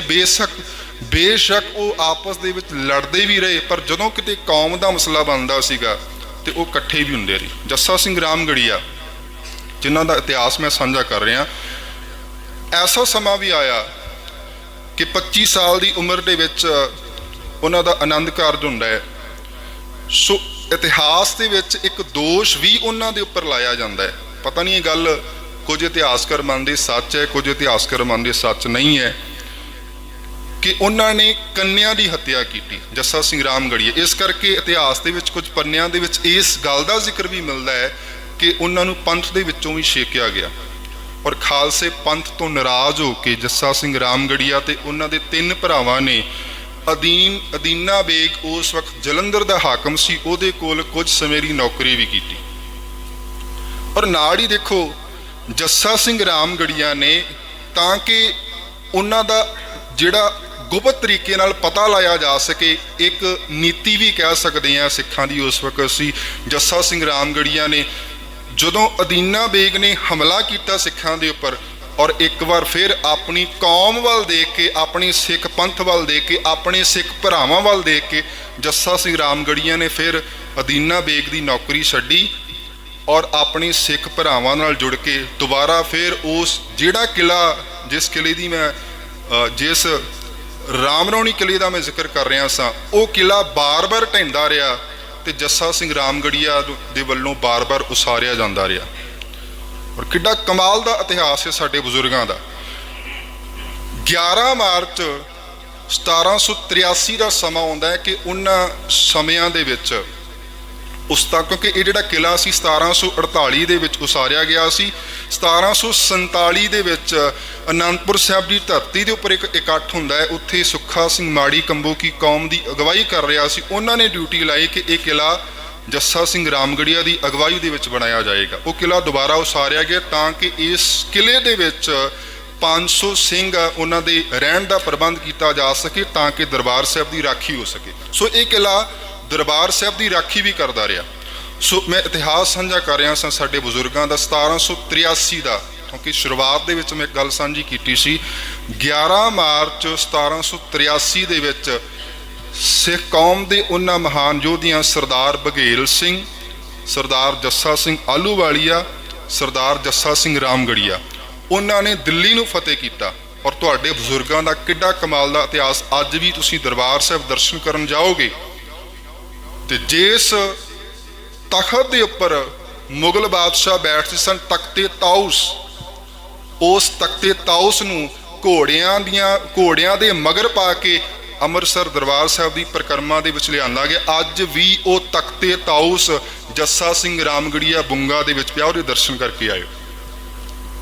ਕਿੱਡਾ ਕਮਾਲ ਦਾ ਇਤਿਹਾਸ ਹੈ। ਔਰ ਜਿਸ ਆ ਜਿਹੜਾ ਬੁੰਗਾ ਤੁਸੀਂ ਦਰਸ਼ਨ ਕਰਦੇ ਹੋ, ਰਾਮਗੜੀਆ ਬੁੰਗਾ, ਇਸ ਬੁੰਗੇ ਦੀਆਂ ਜਿਹੜੀਆਂ ਇੱਟਾਂ ਨੇ, ਇਤਿਹਾਸਕਾਰ ਲਿਖਦੇ ਇਹ ਵੀ ਦਿੱਲੀ ਤੋਂ ਲਿਆਂਦੀਆਂ ਗਈਆਂ ਨੇ। ਮੈਂ ਇਤਿਹਾਸ ਦੇ ਵਿੱਚ ਪੜ੍ਹਨ ਦਾ ਮੈਨੂੰ ਮੌਕਾ ਮਿਲਿਆ ਕਿ ਇਸ ਜਿਹੜਾ ਰਾਮਗੜੀਆ ਬੁੰਗਾ, ਜਿਸ ਬੁੰਗੇ ਦੇ ਤੁਸੀਂ ਅੱਜ ਦਰਸ਼ਨ ਕਰਦੇ ਹੋ ਦਰਬਾਰ ਸਾਹਿਬ ਦੀ ਪਰਿਕਰਮਾ ਦੇ ਵਿੱਚ, ਕਿਉਂਕਿ ਇਹ ਬੁੰਗੇ ਦੀਆਂ ਇੱਟਾਂ ਵੀ ਜੋ ਹੈ ਉੱਥੋਂ ਦਿੱਲੀ ਤੋਂ ਲਿਆਂਦੀਆਂ ਗਈਆਂ ਸਨ। ਇਹਨਾਂ ਉਸ ਜੱਸਾ ਸਿੰਘ ਰਾਮਗੜੀਆ ਦੇ ਉਹਨਾਂ, ਦੇਖੋ ਸਾਡੇ ਬਜ਼ੁਰਗਾਂ ਨੇ ਕਿੰਨਾ ਔਖਾ ਸਮਾਂ ਹੰਢਾਇਆ। ਅੱਜ ਸਾਡੇ ਕੋਲ ਸੁੱਖ ਆਰਾਮ ਦੇ ਸਾਰੇ ਸਾਧਨ ਨੇ। ਤੁਸੀਂ 18ਵੀਂ ਸਦੀ ਦਾ ਇਤਿਹਾਸ ਪੜ੍ਹ ਕੇ ਦੇਖੋਗੇ ਤੇ 18ਵੀਂ ਸਦੀ ਦੇ ਵਿੱਚ ਸਾਡੀ ਕੌਮ ਨੇ ਚੈਨ ਨਹੀਂ ਲਿਆ। ਘੋੜਿਆਂ ਦੀਆਂ ਕਾਠੀਆਂ ਦੇ ਉੱਪਰ ਰਾਤਾਂ ਗੁਜ਼ਾਰੀਆਂ, ਛੋਲਿਆਂ ਨੂੰ ਬਦਾਮ ਕਹਿ ਕੇ ਉਹਨਾਂ ਨੇ ਖਾਧਾ ਬਜ਼ੁਰਗਾਂ ਨੇ। ਉਹ ਸਾਡੀ ਕੌਮ ਦਾ ਦੇਖੋ ਪੂਰੀ ਇੱਕ ਸਦੀ ਦਾ ਇਤਿਹਾਸ ਪੜ੍ਹ ਕੇ ਦੇਖੋਗੇ, ਸਾਡੇ ਬਜ਼ੁਰਗਾਂ ਨੇ ਦੂਸਰਿਆਂ ਦੀਆਂ ਧੀਆਂ ਭੈਣਾਂ ਛੁਡਾਈਆਂ। ਜੱਸਾ ਸਿੰਘ ਰਾਮਗੜੀਆ ਨੇ ਬਹੁਤ ਸਾਰੀਆਂ ਇਸਤਰੀਆਂ ਨੂੰ ਛੁਡਾ ਕੇ ਵੀ ਲਿਆਉਂਦੇ ਰਹੀ। ਅਹਿਮਦ ਸ਼ਾਹ ਅਬਦਾਲੀ ਉਸ ਵਕਤ ਦਾ ਐਡੀ ਵੱਡੀ ਤਾਕਤ ਸੀ। ਅਹਿਮਦ ਸ਼ਾਹ ਅਬਦਾਲੀ ਜਿਹੜਾ ਇੱਥੋਂ ਆ ਕੇ ਹਿੰਦੁਸਤਾਨੀਆਂ ਨੂੰ ਲੁੱਟਦਾ ਸੀ, ਸਾਡੇ ਸਿੱਖ ਉਸ ਵਕਤ ਉਸ ਅਹਿਮਦ ਸ਼ਾਹ ਅਬਦਾਲੀ ਨੂੰ ਲੁੱਟਦੇ ਰਹੇ। ਸਾਡੇ ਬਜ਼ੁਰਗਾਂ ਦਾ ਇਤਿਹਾਸ। ਸੋ ਜੱਸਾ ਸਿੰਘ ਰਾਮਗੜੀਆ ਬਾਰੇ ਮੈਂ ਵਿਚਾਰ ਸਾਂਝੇ ਕਰ ਰਿਹਾ ਸਾਂ। ਤੁਸੀਂ ਦਿੱਲੀ ਦੇ ਵਿੱਚ ਅੱਜ ਵੀ ਕੁਝ ਸਥਾਨ ਦੇਖੋਗੇ ਉਸ ਵਕਤ ਜਦੋਂ ਖਾਲਸੇ ਨੇ ਦਿੱਲੀ ਫਤਿਹ ਕੀਤਾ। ਮੋਰੀ ਗੇਟ ਇੱਕ ਬਣਿਆ ਹੈ, ਕਿਉਂਕਿ ਸਿੱਖਾਂ ਨੇ ਉਸ ਗੇਟ ਨੂੰ ਜਦੋਂ ਦਿੱਲੀ ਫਤਿਹ ਕਰਨਾ ਸੀ, ਉਸ ਗੇਟ ਨੂੰ ਤੋੜਨ ਦੀ ਕੋਸ਼ਿਸ਼ ਕੀਤੀ, ਉਹ ਟੁੱਟਾ ਨਹੀਂ। ਤੇ ਫਿਰ ਕੁਝ ਤੋਪਾਂ ਲਿਆਂਦੀਆਂ ਗਈਆਂ, ਤੋਪਾਂ ਲਿਆ ਕੇ ਜਦੋਂ ਉਹਦੇ ਵਿੱਚੋਂ ਮੋਰੀ ਕੀਤੀ ਗਈ ਜਾਂ ਲੰਘਣ ਦੀ ਕੋਸ਼ਿਸ਼ ਕੀਤੀ ਗਈ ਤੋੜ ਕੇ, ਉਹਦਾ ਨਾਮ ਅੱਜ ਵੀ ਉਸ ਜਗ੍ਹਾ ਦਾ ਨਾਮ ਮੋਰੀ ਗੇਟ ਹੈ। ਤੁਸੀਂ ਦਿੱਲੀ ਦੇ ਵਿੱਚ ਜਾਓਗੇ, ਉਸ ਗੇਟ ਨੂੰ ਜਾ ਕੇ ਦੇਖ ਸਕਦੇ ਹੋ। ਇਹ ਸਾਡੇ ਖਾਲਸੇ ਦੀ ਚੜ੍ਹਦੀ ਕਲਾ ਦਾ ਪ੍ਰਤੀਕ ਹੈ। ਔਰ ਤੁਸੀਂ ਉੱਥੇ ਜਦੋਂ ਖਾਲਸੇ ਨੇ ਦਿੱਲੀ ਨੂੰ ਫਤਿਹ ਕੀਤਾ, ਉੱਥੇ ਮਿਠਾਈ ਵੰਡੀ ਗਈ। ਅੱਜ ਵੀ ਇੱਕ ਪੁਲ ਦਾ ਨਾਮ ਹੈ ਪੁਲ ਮਿਠਾਈ, ਦਿੱਲੀ ਦੇ ਵਿੱਚ। ਉੱਥੇ ਹੀ ਦਿੱਲੀ ਦੀ ਜਿਹੜੀ ਕੋਟ ਬਣੀ ਹੈ, ਜਿਹਦਾ ਨਾਮ 30 ਹਜ਼ਾਰੀ ਕੋਟ ਹੈ। ਇਤਿਹਾਸ, ਆਪਣੇ ਬਜ਼ੁਰਗਾਂ ਤੇ ਮਾਣ ਕਰੋ, ਤੁਹਾਡੇ ਬਜ਼ੁਰਗਾਂ ਨੇ ਇਤਿਹਾਸ ਸਿਰਜਿਆ। ਉਸ ਕੋਟ ਦਾ ਨਾਮ ਵੀ 30 ਹਜ਼ਾਰੀ ਕੋਟ, ਕਿਉਂਕਿ ਸਿੱਖਾਂ ਦੀ ਗਿਣਤੀ ਉਸ ਵਕਤ 30,000 ਸੀ। ਉਸ ਕੋਟ ਦਾ ਨਾਮ ਵੀ 30 ਹਜ਼ਾਰੀ ਕੋਟ ਹੈ। ਸੋ ਇਤਿਹਾਸ ਬਹੁਤ ਲੰਬਾ ਹੈ ਆਪਣੇ ਬਜ਼ੁਰਗਾਂ ਦਾ, ਆਪਣੇ ਉਹਨਾਂ ਮਹਾਨ ਪੁਰਖਿਆਂ ਦਾ। ਪਰ ਹੁਣ ਮੈਂ ਅੱਜ ਦੇ ਨੌਜਵਾਨਾਂ ਨੂੰ ਵੀ ਮੈਂ ਪੁੱਛਣਾ ਚਾਹਾਂਗਾ, ਕੀ ਤੁਹਾਨੂੰ ਉਹਨਾਂ ਬਜ਼ੁਰਗਾਂ ਬਾਰੇ ਪਤਾ ਹੈ ਕਿ ਸਾਡੇ ਬਜ਼ੁਰਗਾਂ ਨੇ ਐਡਾ ਕਮਾਲ ਦਾ ਇਤਿਹਾਸ ਕਮਾਇਆ ਸੀ? ਅੱਜ ਸਾਡੇ ਨੌਜਵਾਨ ਸਿੱਖੀ ਤੋਂ ਦੂਰ ਹੋ ਰਹੇ ਨੇ। ਇਹਦੇ ਪਿੱਛੇ ਕਾਰਨ ਕੀ ਹੈ? ਸਾਡੇ ਬਜ਼ੁਰਗਾਂ ਦਾ ਸਾਨੂੰ ਇਤਿਹਾਸ ਚੇਤੇ ਨਹੀਂ। ਸਾਡੇ ਬੱਚਿਆਂ ਨੂੰ ਉਹਨਾਂ ਕੌਮ ਦੇ ਮਹਾਨ ਯੋਧਿਆਂ ਬਾਰੇ ਚੇਤੇ ਨਹੀਂ। ਹੁਣ ਮੈਨੂੰ ਇੱਥੇ ਆ ਕੇ ਪਤਾ ਲੱਗਿਆ ਕਿ ਤੁਹਾਡੇ ਸਿੱਖਾਂ ਦੇ ਵਿੱਚੋਂ ਕੀਨੀਆ ਨੂੰ ਆਜ਼ਾਦ ਕਰਵਾਉਣ ਵਾਲਾ ਮੱਖਣ ਸਿੰਘ ਸੀ। ਤੁਹਾਡੇ ਬੱਚਿਆਂ ਨੂੰ ਕਿੰਨਾ ਕੁ ਪਤਾ ਹੈ? ਜ਼ੋਮੋ ਕੈਨੇਡਾ, ਜਿਹੜਾ ਪਹਿਲਾ ਰਾਸ਼ਟਰਪਤੀ ਸੀ ਕੀਨੀਆ ਦਾ, ਉਹਨੇ 9 ਸਾਲ ਕੈਦ ਕੱਟੀ, ਡਿਟੈਂਸ਼ਨ ਦੇ ਵਿੱਚ ਰਿਹਾ। ਤੁਹਾਡੇ ਇੱਥੋਂ ਦੇ ਸਿੱਖ ਨੇ, ਕੀਨੀਆ ਦੇ, ਅਫਰੀਕਾ ਦੇ ਸਿੱਖ ਨੇ 11 ਸਾਲ ਡਿਟੈਂਸ਼ਨ ਦੇ ਵਿੱਚ ਰਿਹਾ। ਤੁਹਾਡੇ ਕਿੰਨੇ ਬੱਚਿਆਂ ਨੂੰ ਪਤਾ ਹੈ? ਸੋ ਇਸ ਕਰਕੇ ਇੱਥੋਂ ਬਹੁਤ ਸਾਰੇ ਮਹਾਨ ਸਿੱਖ ਹੋਏ ਨੇ। ਓਕੇ, ਮੈਂ ਇਸੇ ਕਰਕੇ ਗੱਲ ਸਾਂਝੀ ਕਰ ਰਿਹਾ ਕਿ ਜਿਹੜੇ ਸਾਡੇ ਬਜ਼ੁਰਗਾਂ ਦਾ ਇਤਿਹਾਸ ਨੇ, ਸਾਡੀ ਵਿਰਾਸਤ ਆ ਗੁਰਦੁਆਰੇ ਜਿਹੜੇ ਨੇ, ਬਹੁਤ ਸਾਰੀਆਂ ਜਗ੍ਹਾ ਮੈਂ ਇਹ ਗੱਲ ਸਾਂਝੀ ਕਰਕੇ ਗਿਆ। ਉਹਨਾਂ ਬਜ਼ੁਰਗਾਂ ਦਾ ਵਿਜ਼ਨ ਦੇਖੋ ਕਿੱਡਾ ਕਮਾਲ ਦਾ ਸੀ। ਉਹਨਾਂ ਨੇ ਗੁਰਦੁਆਰੇ ਵੀ ਬਣਾਏ ਤੇ ਨਾਲ ਦੀ ਨਾਲ ਐਜੂਕੇਸ਼ਨ ਦੇ ਉੱਪਰ ਵੀ ਧਿਆਨ ਦਿੱਤਾ, ਸਕੂਲ ਵੀ ਬਣਾਏ। ਮੈਂ ਜਿੱਥੇ ਕਿਤੇ ਗਿਆ ਹਾਂ, ਭਾਵੇਂ ਸਿੰਘ ਸਭਾ ਮੈਨੂੰ ਵਿਚਾਰ ਸਾਂਝੇ ਕਰਨ ਦਾ ਮੌਕਾ ਮਿਲਿਆ, ਉੱਥੇ ਵੀ ਤੁਸੀਂ ਦੇਖੋਗੇ ਨਾਲ ਗੁਰਦੁਆਰਾ ਸਾਹਿਬ ਤੇ ਨਾਲ ਸਕੂਲ। ਹੋਰ ਸੌਸੀ ਵੀ ਦੇਖੋਗੇ, ਉੱਥੇ ਵੀ ਨਾਲ ਗੁਰਦੁਆਰਾ ਤੇ ਨਾਲ ਸਕੂਲ। ਮੁੰਬਾਸਾ ਮੈਨੂੰ ਦੇਖਣ ਦਾ ਮੌਕਾ ਮਿਲਿਆ, ਉੱਥੇ ਵੀ ਗੁਰਦੁਆਰਾ ਸਾਹਿਬ ਤੇ ਨਾਲ ਸਕੂਲ। ਪਰ ਅੱਜ ਜੋ ਸਿੱਖਾਂ ਨੂੰ ਚੈਲੰਜ ਆ ਰਹੇ ਨੇ, ਕਿਉਂਕਿ ਮੈਂ ਇੱਕ ਰਿਸਰਚਰ ਵਜੋਂ ਇੱਥੇ ਵਿਚਰਿਆ, ਤੇ ਜਿਹੜੇ ਚੈਲੰਜ ਤੁਸੀਂ ਅੱਜ ਫੇਸ ਕਰ ਰਹੇ ਹੋ, ਕਿੰਨਾ ਕੁ ਧਿਆਨ ਹੈ ਤੁਹਾਡਾ ਉਸ ਗੱਲ ਦੇ ਵੱਲ? ਤੁਹਾਡੇ ਬੱਚੇ ਅੱਜ ਇਸ, ਕਿਉਂਕਿ ਇੰਡੀਆ ਦੇ ਵਿੱਚ, ਪੰਜਾਬ ਦੇ ਵਿੱਚ ਵੀ ਇਹੀ ਕੁਝ ਹੋ ਰਿਹਾ ਹੈ। ਔਰ ਮੈਂ ਇੱਥੇ ਵਿਚਰ ਕੇ ਜੋ ਮਹਿਸੂਸ ਕੀਤਾ ਉਹ ਵਿਚਾਰ ਤੁਹਾਡੇ ਨਾਲ ਸਾਂਝੇ ਕਰ ਰਹੇ। ਇੱਥੇ ਵੀ ਉਹੀ ਕੁਝ ਹੋ ਰਿਹਾ। ਸਾਡੇ ਬੱਚੇ ਇੱਥੋਂ ਛੱਡ ਕੇ ਮਾਈਗ੍ਰੇਟ ਹੋ ਰਹੇ ਨੇ ਦੂਸਰੀਆਂ ਕੰਟਰੀਆਂ ਦੇ ਵਿੱਚ। ਹੁਣ ਸਾਡਾ 120 ਸਾਲ ਦਾ ਇਤਿਹਾਸ ਹੋਵੇ ਸਾਡਾ, ਅਸੀਂ ਬਜ਼ੁਰਗਾਂ ਦੀ ਵਿਰਾਸਤ ਨੂੰ ਕਿੰਨਾ ਕੁ ਸਾਂਭਿਆ। ਉਹਨਾਂ ਨੇ ਖੂਨ ਪਸੀਨਾ ਆਪਣਾ ਇੱਕ ਕਰਕੇ ਆ ਗੁਰਦੁਆਰੇ ਜਿਹੜੇ ਨੇ ਆਪਣੇ ਹੱਥਾਂ ਨਾਲ ਬਣਾਏ, ਮਿਹਨਤ ਕੀਤੀ। ਉਹਨਾਂ ਦਾ ਖੂਨ ਪਸੀਨਾ ਇਹਨਾਂ ਗੁਰਦੁਆਰਿਆਂ ਦੀਆਂ ਇਮਾਰਤਾਂ ਦੇ ਵਿੱਚ ਹੈਰੀਟੇਜ ਨੇ ਸਾਡੀਆਂ। ਇਹਨਾਂ ਹੈਰੀਟੇਜ ਨੂੰ ਜੇ ਸਾਡੇ ਬੱਚੇ ਇਸੇ ਤਰੀਕੇ ਨਾਲ ਮਾਈਗ੍ਰੇਸ਼ਨ ਹੁੰਦੀ ਰਹੀ, ਕੌਣ ਸਾਂਭੇਗਾ ਇਹਨਾਂ ਗੁਰਦੁਆਰਿਆਂ ਨੂੰ?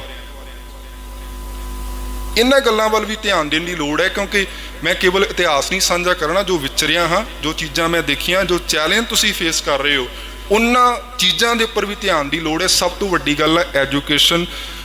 ਅਸੀਂ ਜਿੰਨੀਆਂ ਵੀ, ਮੈਂ ਇੱਕ ਮੈਸੇਜ ਵੀ ਇੱਥੋਂ ਦੇਣਾ ਚਾਹਾਂਗਾ ਪੂਰੇ ਅਫਰੀਕਾ ਦੇ ਸਿੱਖਾਂ ਨੂੰ, ਸਾਡੇ ਕੋਲ ਸਰਮਾਇਆ ਬਹੁਤ ਹੈ, ਬਹੁਤ ਸਾਡੇ ਵਧੀਆ ਕਾਰੋਬਾਰ ਨੇ। ਗੁਰਬਾਣੀ ਦੀ ਪੰਕਤੀ ਹੈ, ਮੋਤੀ ਤਾਂ ਮੰਦਰ ਉਸਰੇ ਰਤਨੀ ਤਾਂ ਹੋਇ ਜੜਾਓ, ਕਸਤੂਰ ਕੰਗੂ ਅਗਰ ਚੰਦਨ ਲੀਪ ਆਵੇ ਚਾਓ, ਮਤ ਦੇਖ ਭੂਲਾਂ ਵਿਸਰੇ ਤੇਰਾ ਚਿੱਤ ਨਾ ਆਵੇ ਨਾਓ। ਮੈਨੂੰ ਤੁਹਾਡੇ ਘਰਾਂ ਦੇ ਵਿੱਚ ਜਾਣ ਦਾ ਮੌਕਾ ਮਿਲਿਆ, ਤੁਹਾਡੇ ਬਿਜ਼ਨਸ ਦੇਖਣ ਦਾ ਮੌਕਾ ਮਿਲਿਆ।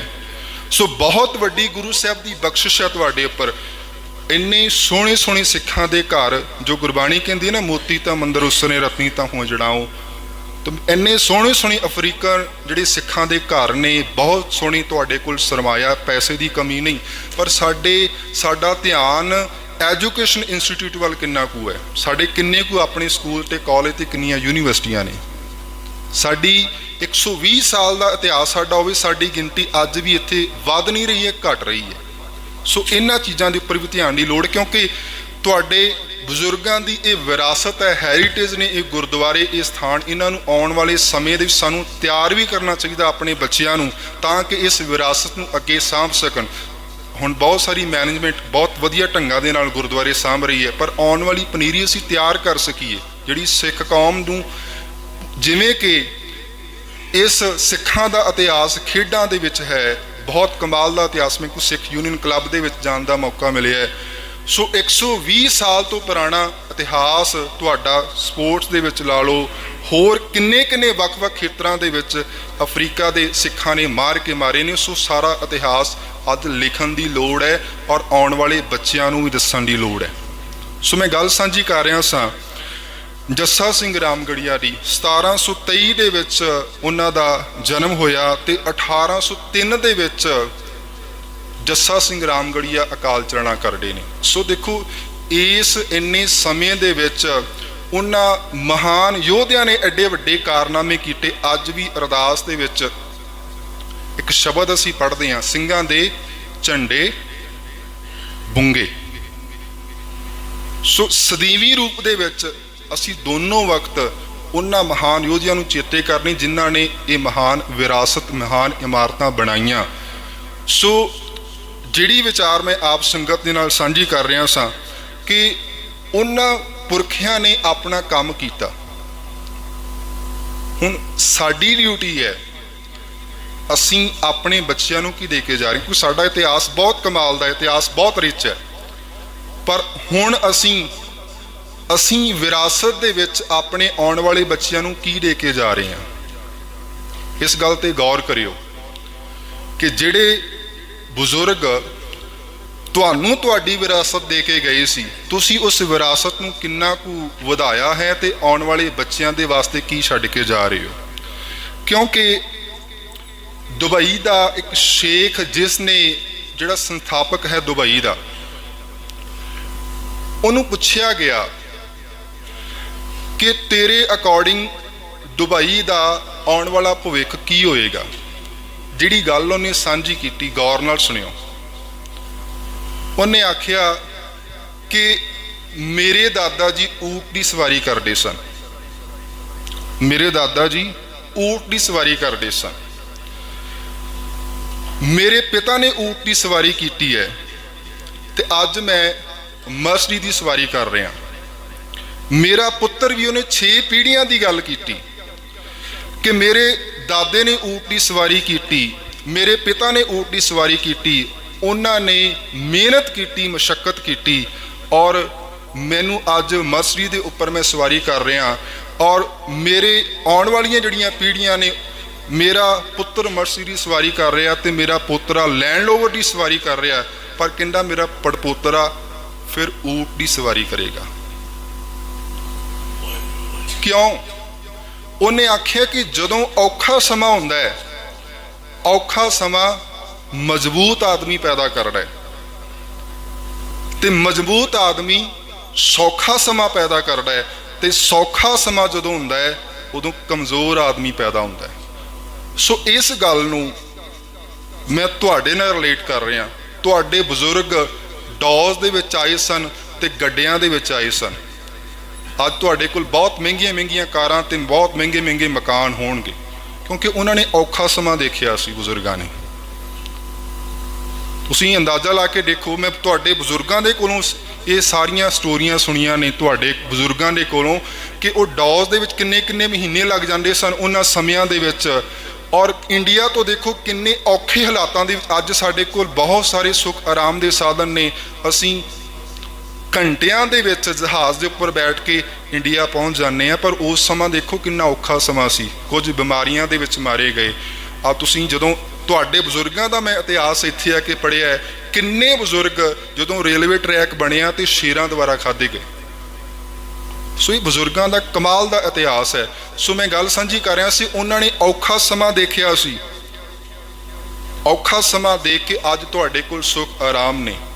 ਪਰ ਇਹ ਸੁੱਖ ਆਰਾਮ ਤੁਹਾਡੇ ਆਉਣ ਵਾਲੇ ਬੱਚਿਆਂ ਨੂੰ ਕਮਜ਼ੋਰ ਵੀ ਕਰਨਗੇ। ਇਸ ਕਰਕੇ ਤੁਸੀਂ ਫੈਸਲਾ ਕਰੋ ਕਿ ਆਪਣੇ ਆਉਣ ਵਾਲੇ ਬੱਚਿਆਂ ਵਾਸਤੇ ਔਖਾ ਸਮਾਂ ਲਿਆਉਣਾ ਕਿ ਸੌਖਾ ਸਮਾਂ ਲਿਆਉਣਾ। ਕਿਉਂਕਿ ਇਹ ਗੱਲ ਮੈਂ ਇੱਥੇ ਵਿਚਰ ਕੇ, ਕਿਉਂਕਿ ਤਕਰੀਬਨ ਸਾਰੇ ਗੁਰਦੁਆਰਿਆਂ ਦੇ ਵਿੱਚ ਵਿਚਰਿਆ, ਬਹੁਤ ਸਾਰੇ ਸਿੱਖਾਂ ਨੂੰ ਮੈਂ ਮਿਲਿਆ। ਸੋ ਇੱਕ ਬਹੁਤ ਵੱਡਾ ਚੈਲੰਜ ਇਹ ਵੀ ਤੁਹਾਡੇ ਵਾਸਤੇ ਹੈ। ਸਭ ਤੋਂ ਵੱਡਾ ਚੈਲੰਜ ਜੋ ਮੈਂ ਇੱਥੇ ਮਹਿਸੂਸ ਕਰ ਰਿਹਾ, ਕੋਈ ਵੀ ਕਮਿਊਨਿਟੀ, ਕੋਈ ਵੀ ਕੌਮ, ਉਹਦੇ ਕੋਲ ਤਰੱਕੀ ਕਰਨ ਦਾ ਜ਼ਰੀਆ ਹੁੰਦਾ ਹੈ ਉਹਦਾ ਆਪਣਾ ਗ੍ਰੰਥ। ਸਾਡੇ ਕੋਲ ਧੰਨ ਗੁਰੂ ਗ੍ਰੰਥ ਸਾਹਿਬ ਮਹਾਰਾਜ ਦਾ ਪਾਵਨ ਬਾਣੀ ਦਾ ਖਜ਼ਾਨਾ ਹੈ। ਉਹਦੇ ਕੋਲ ਆਪਣੀ ਬੋਲੀ ਹੋਵੇ, ਸਾਡੇ ਕੋਲ ਆਪਣੀ ਬੋਲੀ ਹੈ। ਤੁਸੀਂ ਦੇਖੋ, ਮੈਂ ਗੱਲ ਵਕਫ ਜਗ੍ਹਾ ਇਹ ਸਾਂਝੀ ਕੀਤੀ ਹੈ, ਇੱਥੇ ਸੁਹੇਲੀ ਲੈਂਗੁਏਜ ਬੋਲੀ ਜਾਂਦੀ ਹੈ।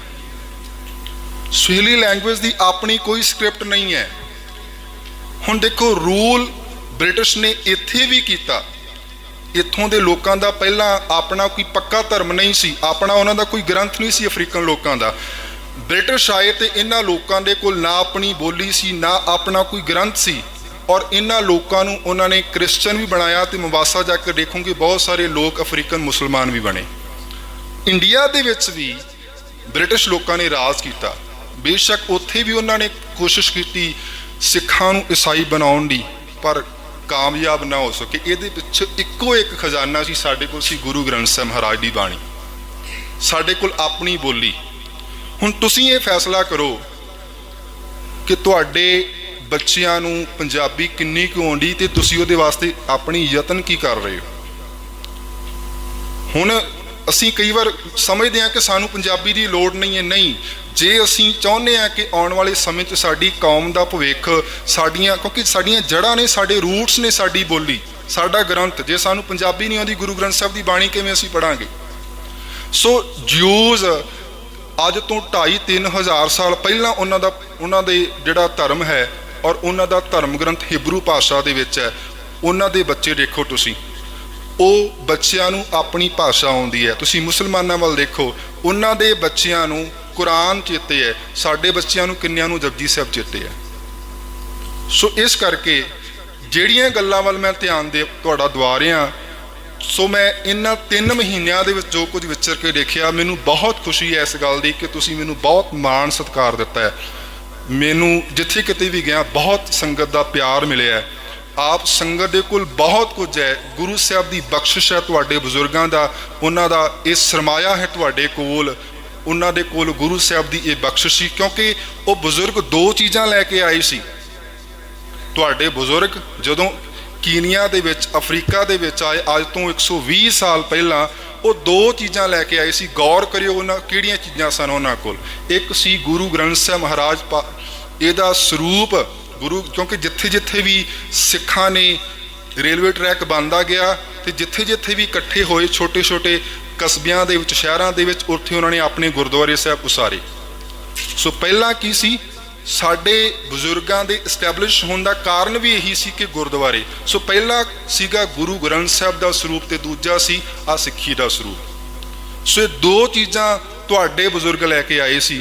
ਸੋ ਇਸ ਕਰਕੇ ਤੁਹਾਡੇ ਬਜ਼ੁਰਗਾਂ ਦੇ ਉਹ ਕੋਲ ਚੀਜ਼ ਸੀ, ਔਰ ਅਸੀਂ ਮਹਿਸੂਸ ਕਰਕੇ ਦੇਖੀਏ ਸਾਡੇ ਅੰਦਰ ਉਹ ਚੀਜ਼ ਹੈ। ਸੋ ਜਿਹੜਾ ਮੈਂ ਇਤਿਹਾਸ ਸਾਂਝਾ ਕਰ ਰਿਹਾ ਜੱਸਾ ਸਿੰਘ ਰਾਮਗੜੀਆ ਦਾ, ਕੌਮ ਦੇ ਉਹਨਾਂ ਮਹਾਨ ਯੋਧਿਆਂ ਨੇ ਐਡੇ ਐਡੇ ਵੱਡੇ ਮਾਰ ਕੇ ਮਾਰੇ ਆ। ਅੱਜ ਪੂਰੇ ਦੁਨੀਆ ਦੇ ਵਿੱਚ ਤੁਸੀਂ ਦੇਖੋਗੇ, ਭਾਵੇਂ ਕਿ ਮੁਗਲਾਂ ਦਾ ਇਤਿਹਾਸ ਕਿੱਡੀ ਵੱਡੀ ਤਾਕਤ ਸੀ ਉਸ ਵਕਤ ਦੀ, ਔਰ ਸਿੱਖਾਂ ਨੇ ਉਸ ਦਿੱਲੀ ਨੂੰ ਵੀ ਫਤਿਹ ਕੀਤਾ। ਸਾਡੇ ਕੌਮ ਦਾ ਉਹਨਾਂ ਬਜ਼ੁਰਗਾਂ ਦਾ ਇਤਿਹਾਸ ਬਹੁਤ ਕਮਾਲ ਦਾ ਹੈ। ਕਿਉਂਕਿ ਜਿਨ੍ਹਾਂ 'ਤੇ ਮੈਂ PhD ਕਰ ਰਿਹਾ, ਡਾਕਟਰ ਰਘਵੀਰ ਸਿੰਘ ਬੈਂਸ, ਕੈਨੇਡੀਅਨ ਸਿੱਖ ਸਕਾਲਰ, 1936 ਦੇ ਵਿੱਚ ਉਹਨਾਂ ਦਾ ਜਨਮ ਹੋਇਆ, 2016 ਦੇ ਵਿੱਚ ਅਕਾਲ ਚਲਾਣਾ ਕੀਤੇ, ਔਰ ਉਹਨਾਂ ਦੀ ਲਾਈਫ ਦੇ ਉੱਪਰ ਮੈਂ PhD ਕਰ ਰਿਹਾ। ਉਹਨਾਂ ਦੀ ਬਾਇਓਗ੍ਰਾਫੀ ਮੈਨੂੰ ਲਿਖਣ ਦਾ ਮੌਕਾ ਮਿਲ ਰਿਹਾ ਹੈ। ਔਰ 2000 ਦੇ ਵਿੱਚ ਉਹ ਇੱਥੇ ਆਏ ਸਨ, ਤੁਹਾਡੇ ਸੰਗਤ ਨਾਲ ਇੱਥੇ ਅੱਜ ਤੋਂ 22-23 ਸਾਲ ਪਹਿਲਾਂ ਸੰਗਤ ਨਾਲ ਉਹਨਾਂ ਵਿਚਾਰ ਸਾਂਝੇ ਕੀਤੇ ਸਨ। ਉਹਨਾਂ ਦੀ ਇੱਕ ਗੱਲ ਅਖੀਰ ਤੇ ਮੈਂ ਕਹਿ ਕੇ ਖਿਮਾ ਦਾ ਜਾਚਕ ਹੋਣਾ ਹੈ। ਉਹਨਾਂ ਦੀ ਮਾਂ ਨੇ ਇੱਕ ਵਾਰ ਡਾਕਟਰ ਰਘਵੀਰ ਸਿੰਘ ਬੈਂਸ ਨੂੰ ਬਿਠਾਇਆ ਤੇ ਇੱਕ ਗੱਲ ਆਖੀ। ਉਹ ਗੱਲ ਸੀ, ਕਹਿੰਦੇ ਕਿ ਤੇਰੇ ਉੱਪਰ ਇੱਕ ਕਰਜ਼ ਹੈ। ਡਾਕਟਰ ਬੈਂਸ ਕਹਿਣ ਲੱਗੇ, ਮੇਰੇ ਉੱਪਰ ਕਿਸ ਗੱਲ ਦਾ ਕਰਜ਼? ਮੇਰੇ ਪਿਤਾ ਨੇ ਕੁਝ ਦੇਣਾ ਨਹੀਂ, ਕਿਸੇ ਬੈਂਕ ਦਾ ਜਾਂ ਕੁਝ। ਮੇਰੇ ਪਿਤਾ ਨੇ ਕੁਝ ਨਹੀਂ ਦੇਣਾ ਕਿਸੇ ਬੈਂਕ ਦਾ, ਨਾ ਮੈਂ ਕਿਸੇ ਇਨਸਾਨ ਦਾ ਮੈਂ ਦੇਣਾ ਹੈ। ਮੇਰੇ ਉੱਪਰ ਕਿਸ ਗੱਲ ਦਾ ਕਰਜ਼? ਉਸ ਮਾਂ ਦੇ ਸ਼ਬਦ ਸਨ ਕਿ ਪੁੱਤਰ ਤੇਰੇ ਉੱਪਰ ਕਰਜ਼ ਹੈ। ਤੇਰੀ ਖਾਤਰ ਕੋਈ ਤੱਤੀ ਤਵੀ ਦੇ ਉੱਪਰ ਬੈਠ ਕੇ ਸ਼ਹੀਦ ਹੋਇਆ ਸੀ। ਤੇਰੀ ਖਾਤਰ ਗੁਰੂ ਤੇਗ ਬਹਾਦਰ ਸਾਹਿਬ ਨੇ ਦਿੱਲੀ ਦੇ ਚਾਂਦਨੀ ਚੌਂਕ ਦੇ ਵਿੱਚ ਆਪਣਾ ਅਸੀਸ ਕਟਵਾਇਆ ਸੀ।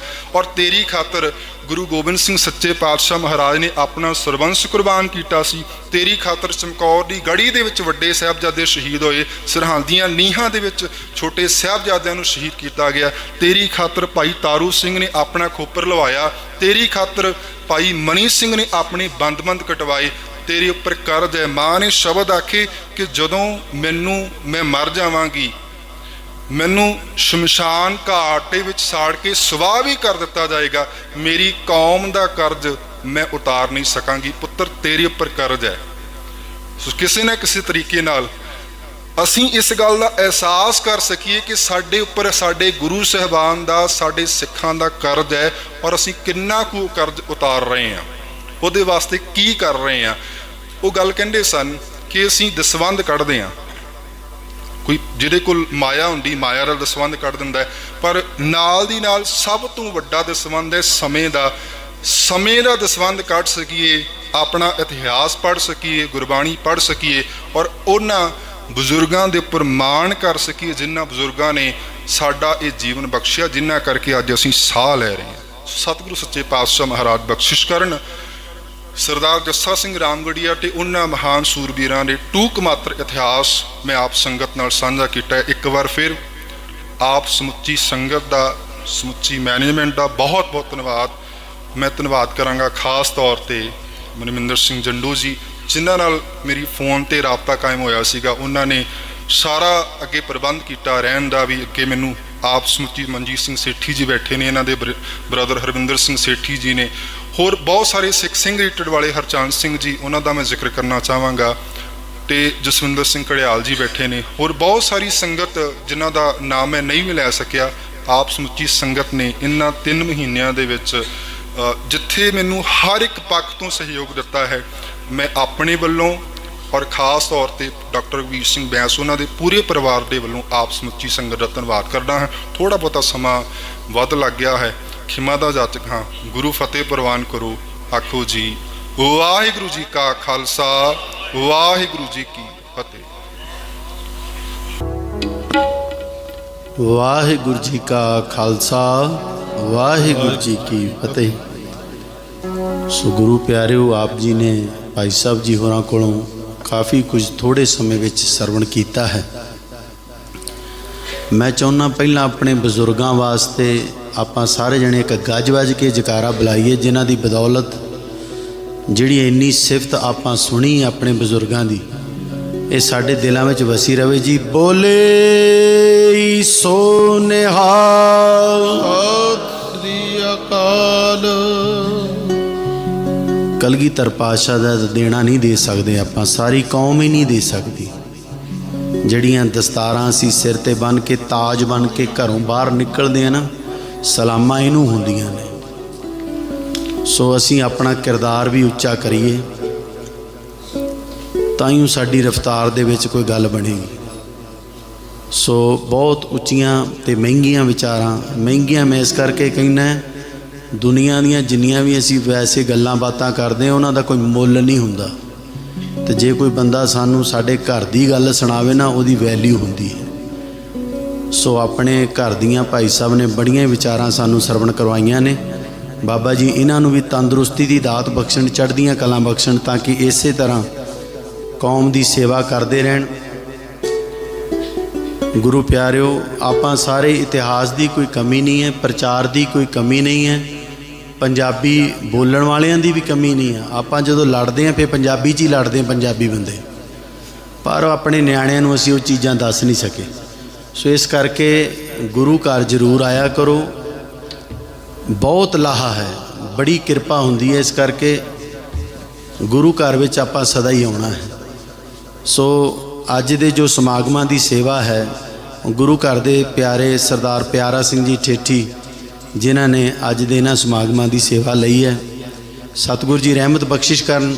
इस परिवार की सदा ही सेवा अपने दर ते प्रवान करन बड़े लंबे समय तो इस स्थान दे नाल जुड़े हुए हैं। जिथे इन्हां दे पुत्तर एक गुरमीत सिंह जी होना ने सानू शब्दां बारे जो मैं अमृत वेले तो पढ़ रहा इन्हां दा सानू कहा सी गायन वास्ते। हुण समा नहीं, आपां सिर्फ सिमरन राही 2 लाइनां पढ़ के फिर आनंद साहब जी का पाठ करते हैं। उत्थे नाल ही इन्हां दे एक पुत्तर जो RY दे अंदर प्रधान ने मैनेज इस यूथ दे नाल रल मिल के इंद्रजीत सिंह जी थेठी वो काम कर रहे हैं। काम आपां सारे ही बड़े कर रहे हैं पर लत्तां घट खिच्चीए एक दूजे दियां। जिहड़ी गल उन्होंने कही सी जिहड़ा कोई चंगा काम करदा ना उहदी लत्त ना खिच्चीए। आपां वो कहंदे बंदे नूं बंदा ना मारे, सरदार नूं सरदार ना मारे। उदां नहीं सानू कोई मार सकदा, असीं अपणिआं दे विच ही फसे पए हैं। सो बाबा जी रहमत करन ਜਿਹੜੇ ਏਕੇ ਦੀ ਗੱਲ ਕੀਤੀ इदां कोई आके होर प्रचारक ना सानू कहे भी इत्थे एका नहीं हैगा। ये गल का ध्यान रखना प्यारिओ, आपां कल्ले कल्ले नहीं होना। जे आपां कुछ सिੱਖਿਆ ही नहीं तो फिर फायदा की है। इदां कल नूं कोई होर प्रचारक आके कहे मैं इन्नी देर घूम के देखिया सिੱਖਾਂ ਦੇ ਵਿੱਚ ਏਕਾ नहीं, ये तो साडे घर की गल है ना प्यारे। तो एका बड़ा जरूरी है। जे अपना थोड़ा जिहा नुकसान करके दूसरे का भला भी हुंदा ना, ये सिੱਖ ही करना जानदा, होर कोई नहीं जान सकता। सो इस करके जिन्होंने अद्धी रोटी मिलती सी ना उन्होंने वो भी वंड के खाधी है। साडा वो इतिहास आ। सो इस करके खोण की कोशिश ना करिए, ना सानू कुर्सियां की भुख होवे ना सानू राशन की भुख होवे। असी सेवा करने वाले बंदे हैं। साडा तां ही रामगढ़ियां का ये नाम इतिहास विच वजदा है, जिन्होंने अपना आप वार के भी गुरु रामदास महाराज जी के स्थान की सेवा निभाई। सो बाबा जी रहमत करन, ये विचारां साडे दिल विच वस जाण, साडे अंदर एका बन जाए।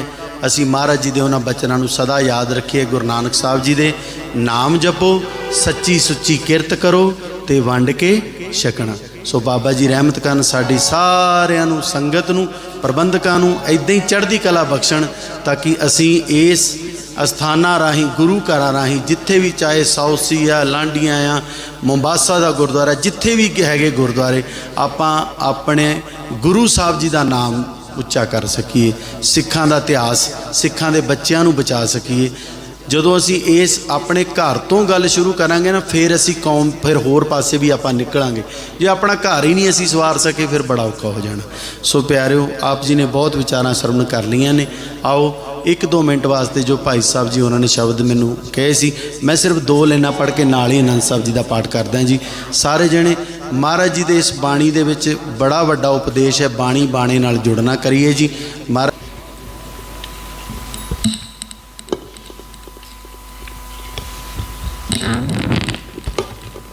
तुदा गिरदास मारी जियो पिंड सब तेरा, कौ नानक सब तेरी वड्याई, कोई नौ न जाने मेरा। गुरप्रसाद संगत साहबां दी बड़ी पार बख्शिश है कि आप सारे ही खुशियां भरे समेते साहबां दे सोहणे दरबार दी हाज़ पढ़ रहे हाँ। आओ इन्हां खुशियां मुख रखते हुए जो गुरु गोबिंद सिंह जी की फतेह है, फतेह की सांझ पाइए। तो फतेह प्रवान करो जी। वाहिगुरू जी का खालसा, वाहिगुरू जी की फतेह। गुरप्रसाद संगत, जिस तरह के आप सारे ही सकाज सरदार ते सरदारनी प्यारा सिंह जी थेती के समूह परिवार वालों जो ये खास प्रोग्राम रखे गए हैं, आप सारे दरबार च आए हाँ। तो से परिवार वालों आप जी सारे सब तो पहलों जी आखते हाँ। इस नाल ही जिस तरह के आप जी ने बड़े प्यार और सत्कार के नाल साडे सत्कार जो professor Avtar Singh ji PhD research scholar Punjabi university जो कि पटियाले के खितों ने प्राप्त की है, जो कुछ भी ये कर रहे हैं उस बारे आप काफ़ी जानकारी दसाई है। Dedicated to the Canadian Sikh scholar doctor Rabir Singh Bains. तो उन्होंने उपराला है कि उन्होंने जो मन दी इच्छा सन वो ये पूरियां कर रहे हैं। इन्होंने अपन बहुत कुछ सन कराया है। इस नाल ही ज्ञानी कुलविंदर सिंह उन्होंने भी अपन दसाया है। तो सेवक आप जी बस बेनती करता है कि आप कुछ ना कुछ इस जो कुछ भी इन्होंने अज अपन दसाया है उस बारे विचार करिए, क्योंकि अपना जो इतिहास है सिख इतिहास है वो एक विलखण सा इतिहास है। तो हमेशा ही आप जो कि गुरु महाराज के सच्चे प्यार जो पवित्र दिहाड़े और महापुरुषों के योद्धियों के दिहाड़े मनाने हाँ, लेकिन तां ही फलते हैं अगर जी आप कुछ ना कुछ हो चलिए, लेकिन ये गुरु की बख्शिश के नाल ही होने हैं। तो गुरप्रसाद संगत असीं इन्हां दा बहुत ही धन्यवाद करते हाँ, जो कि इन्होंने जानकारी खास करके कीनिया विखे खास करके अपने इन्हां स्थानों से इस स्थान तो होर भी जिन्ने भी अपने कीनिया विच गुरुद्वारे हैं उन्होंने सारे सेवा वालों प्रधानों वालों जो इन्हों सारा ही सहयोग मिला है वो यह बहुत एप्रीशिएट करते हैं। तो असी यही विचार करते हाँ ਇਹੀ ਧਿਆਨ ਰੱਖਦੇ ਹਾਂ ਕਿ ਅਸੀਂ ਵੀ ਇਸ ਬਾਰੇ ਵਿਚਾਰ ਕਰੀਏ ਜੋ ਆਪਣੇ ਬੱਚੇ ਹਨ, ਖਾਸ ਕਰਕੇ ਜੋ ਗੁਰੂ ਪਿਆਰੀ ਸਾਧ ਸੰਗਤ ਕਿ ਪੰਜਾਬੀ ਦੀਆਂ ਕਲਾਸਾਂ ਜਿੱਥੇ ਕਿ ਸਾਡੇ ਭੈਣ ਜੀ ਹਰਜਿੰਦਰ ਕੌਰ ਬਾੜਾ ਹੋਣੀ ਕਰ ਰਹੇ ਹਨ, ਇਹਨੂੰ ਆਪਾਂ ਗਾਂਹ ਕਰਨਾ ਹੈ। ਜਿੱਦਾਂ ਸਾਊਥ ਸੀ ਵਿਖੇ ਉਹਨਾਂ ਨੇ ਬਹੁਤ ਕੁਛ ਉਪਰਾਲੇ ਕੀਤੇ ਹਨ। ਇਹ ਨਹੀਂ ਕਿ ਉਹਨਾਂ ਨੂੰ ਆਪਾਂ ਦੇਖਣਾ ਹੈ, ਲੇਕਿਨ ਆਪਣਾ ਵੀ ਫਰਜ਼ ਬਣਦਾ ਹੈ ਕੁਛ ਨਾ ਕੁਛ ਆਪਾਂ ਬੱਚਿਆਂ ਵਾਸਤੇ ਕਰੀਏ। ਅਤੇ ਗੁਰਪ੍ਰੀਤ ਸਾਧ ਸੰਗਤ ਸਭ ਤੋਂ ਪਹਿਲਾਂ ਅਸੀਂ ਗੁਰੂ ਦਰਬਾਰ ਵੱਲੋਂ ਇਹਨਾਂ ਨੂੰ ਆਸ਼ੀਰਵਾਦ ਦਿੱਤਾ ਜਾਏਗਾ। ਤਾਂ ਇਹਨਾਂ ਪਾਸ ਬੇਨਤੀ ਕੀਤੀ ਜਾਂਦੀ ਕਿ ਆਪ ਜੀ ਦਰਸ਼ਨ ਦੀ ਕਿਰਪਾਲਤਾ ਕਰੋ। ਸਾਡੇ ਕਾਰਜੋ ਇਸ ਸਥਾਨ ਦੇ ਮੀਤ ਪ੍ਰਧਾਨ ਸਤਿੰਦਰ ਸਿੰਘ ਜੀ ਸੀਰਾ ਅਤੇ ਸਾਡੇ ਜਨਰਲ ਸੈਕਟਰੀ ਮਨਿੰਦਰ ਸਿੰਘ ਜੀ ਬੋਬੀ, ਇਹਨਾਂ ਪਾਸ ਬੇਨਤੀ ਹੈ ਕਿ ਇਹ ਜੋ ਆਸ਼ੀਰਵਾਦ ਹੈ ਗੁਰੂ ਦਰਬਾਰ ਵੱਲੋਂ ਇਹਨਾਂ ਨੂੰ ਭੇਟ ਕਰਨ ਦੀ ਕਿਰਪਾਲਤਾ ਕਰਨ।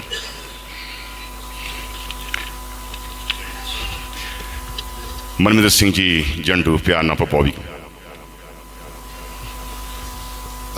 ਗੁਰੂ ਰੂਪ ਸਾਧ ਸੰਗਤ ਜੀ, ਮੈਂ ਖਾਸ ਤੌਰ ਤੇ ਧੰਨਵਾਦ ਕਰਨਾ ਚਾਹਾਂਗਾ ਅਮਰਜੀਤ ਸਿੰਘ ਹੀਰ ਜੀ, ਕਿਉਂਕਿ ਡਾਕਟਰ ਕਬੀਰ ਸਿੰਘ ਬੈਂਸ ਇਹਨਾਂ ਨੇ ਇਨਵਾਈਟ ਕੀਤਾ ਸੀ ਇੱਥੇ ਅਫਰੀਕਾ ਦੇ ਵਿੱਚ, ਉਹਨਾਂ ਨੂੰ 2 ਵਾਰ ਆਏ ਨੇ ਇੱਥੇ। ਸੋ ਇਹਨਾਂ ਦੀ ਬਦੌਲਤ ਡਾਕਟਰ ਕਬੀਰ ਸਿੰਘ ਬੈਂਸ ਇੱਥੇ ਆਏ ਸੀ ਅਤੇ ਉਹਨਾਂ ਦੀ ਬਦੌਲਤ ਮੈਂ ਇੱਥੇ ਆਇਆ ਅਫਰੀਕਾ ਦੇ ਵਿੱਚ। ਅਤੇ ਖਾਸ ਤੌਰ 'ਤੇ ਮੈਂ ਧੰਨਵਾਦ ਕਰਨਾ ਚਾਹਾਂਗਾ ਅਮਰਜੀਤ ਸਿੰਘ ਹੀਰ ਅਤੇ ਉਹਨਾਂ ਦੇ ਪੂਰੇ ਪਰਿਵਾਰ ਦਾ, ਕਿਉਂਕਿ ਲੰਬੇ ਸਮੇਂ ਤੋਂ ਇਸ ਗੁਰਦੁਆਰਾ ਸਾਹਿਬ ਦੇ ਲਈ ਇਹਨਾਂ ਦੇ ਬਜ਼ੁਰਗ ਸੇਵਾ ਕਰਦੇ ਰਹੇ ਨੇ, ਬਹੁਤ ਵੱਡੀ ਸੇਵਾ ਇਸ ਗੁਰਦੁਆਰਾ ਸਾਹਿਬ ਦੇ ਵਾਸਤੇ। ਸੋ ਉਹਨਾਂ ਨੂੰ ਵੀ ਬੇਨਤੀ ਕਰਾਂਗਾ ਅਤੇ ਇਹ ਸਨਮਾਨ ਮੈਂ ਸਮੁੱਚੀ ਸੰਗਤ ਦੇ ਵਿੱਚ ਮੈਨੇਜਮੈਂਟ ਦੇ ਨਾਲ ਉਹਨਾਂ ਦੇ ਹੱਥਾਂ ਲਾਵਾਂ ਜੀ, ਨਾਲ ਜਿਹੜੀ ਮੈਨੇਜਮੈਂਟ ਨੇ ਉਹ ਨਾਲ ਹੋਣ। ਸੋ ਆਪ ਸੰਗਤ ਦਾ ਔਰ ਖਾਸ ਤੌਰ 'ਤੇ ਇਹਨਾਂ ਦਾ ਧੰਨਵਾਦ ਜੀ। ਵਾਹਿਗੁਰੂ ਜੀ ਕਾ ਖਾਲਸਾ, ਵਾਹਿਗੁਰੂ ਜੀ ਕੀ ਫਤਿਹ। तो ये भी इन्हों वालों एक आदरमान है, जो प्यार है। तो जिस तरह भी जानते हो कि दर्शन सिंह हीर की भी बेअंत सेवा हैं, इस तरह ही अपने सारे बुजुर्गों दी बेअंत सेवा हैं। तो गुरु महाराज से पातशाह बख्शिश करन। तो इस प्रवानगी च हिस्सा लईए। जो बोले सो निहाल।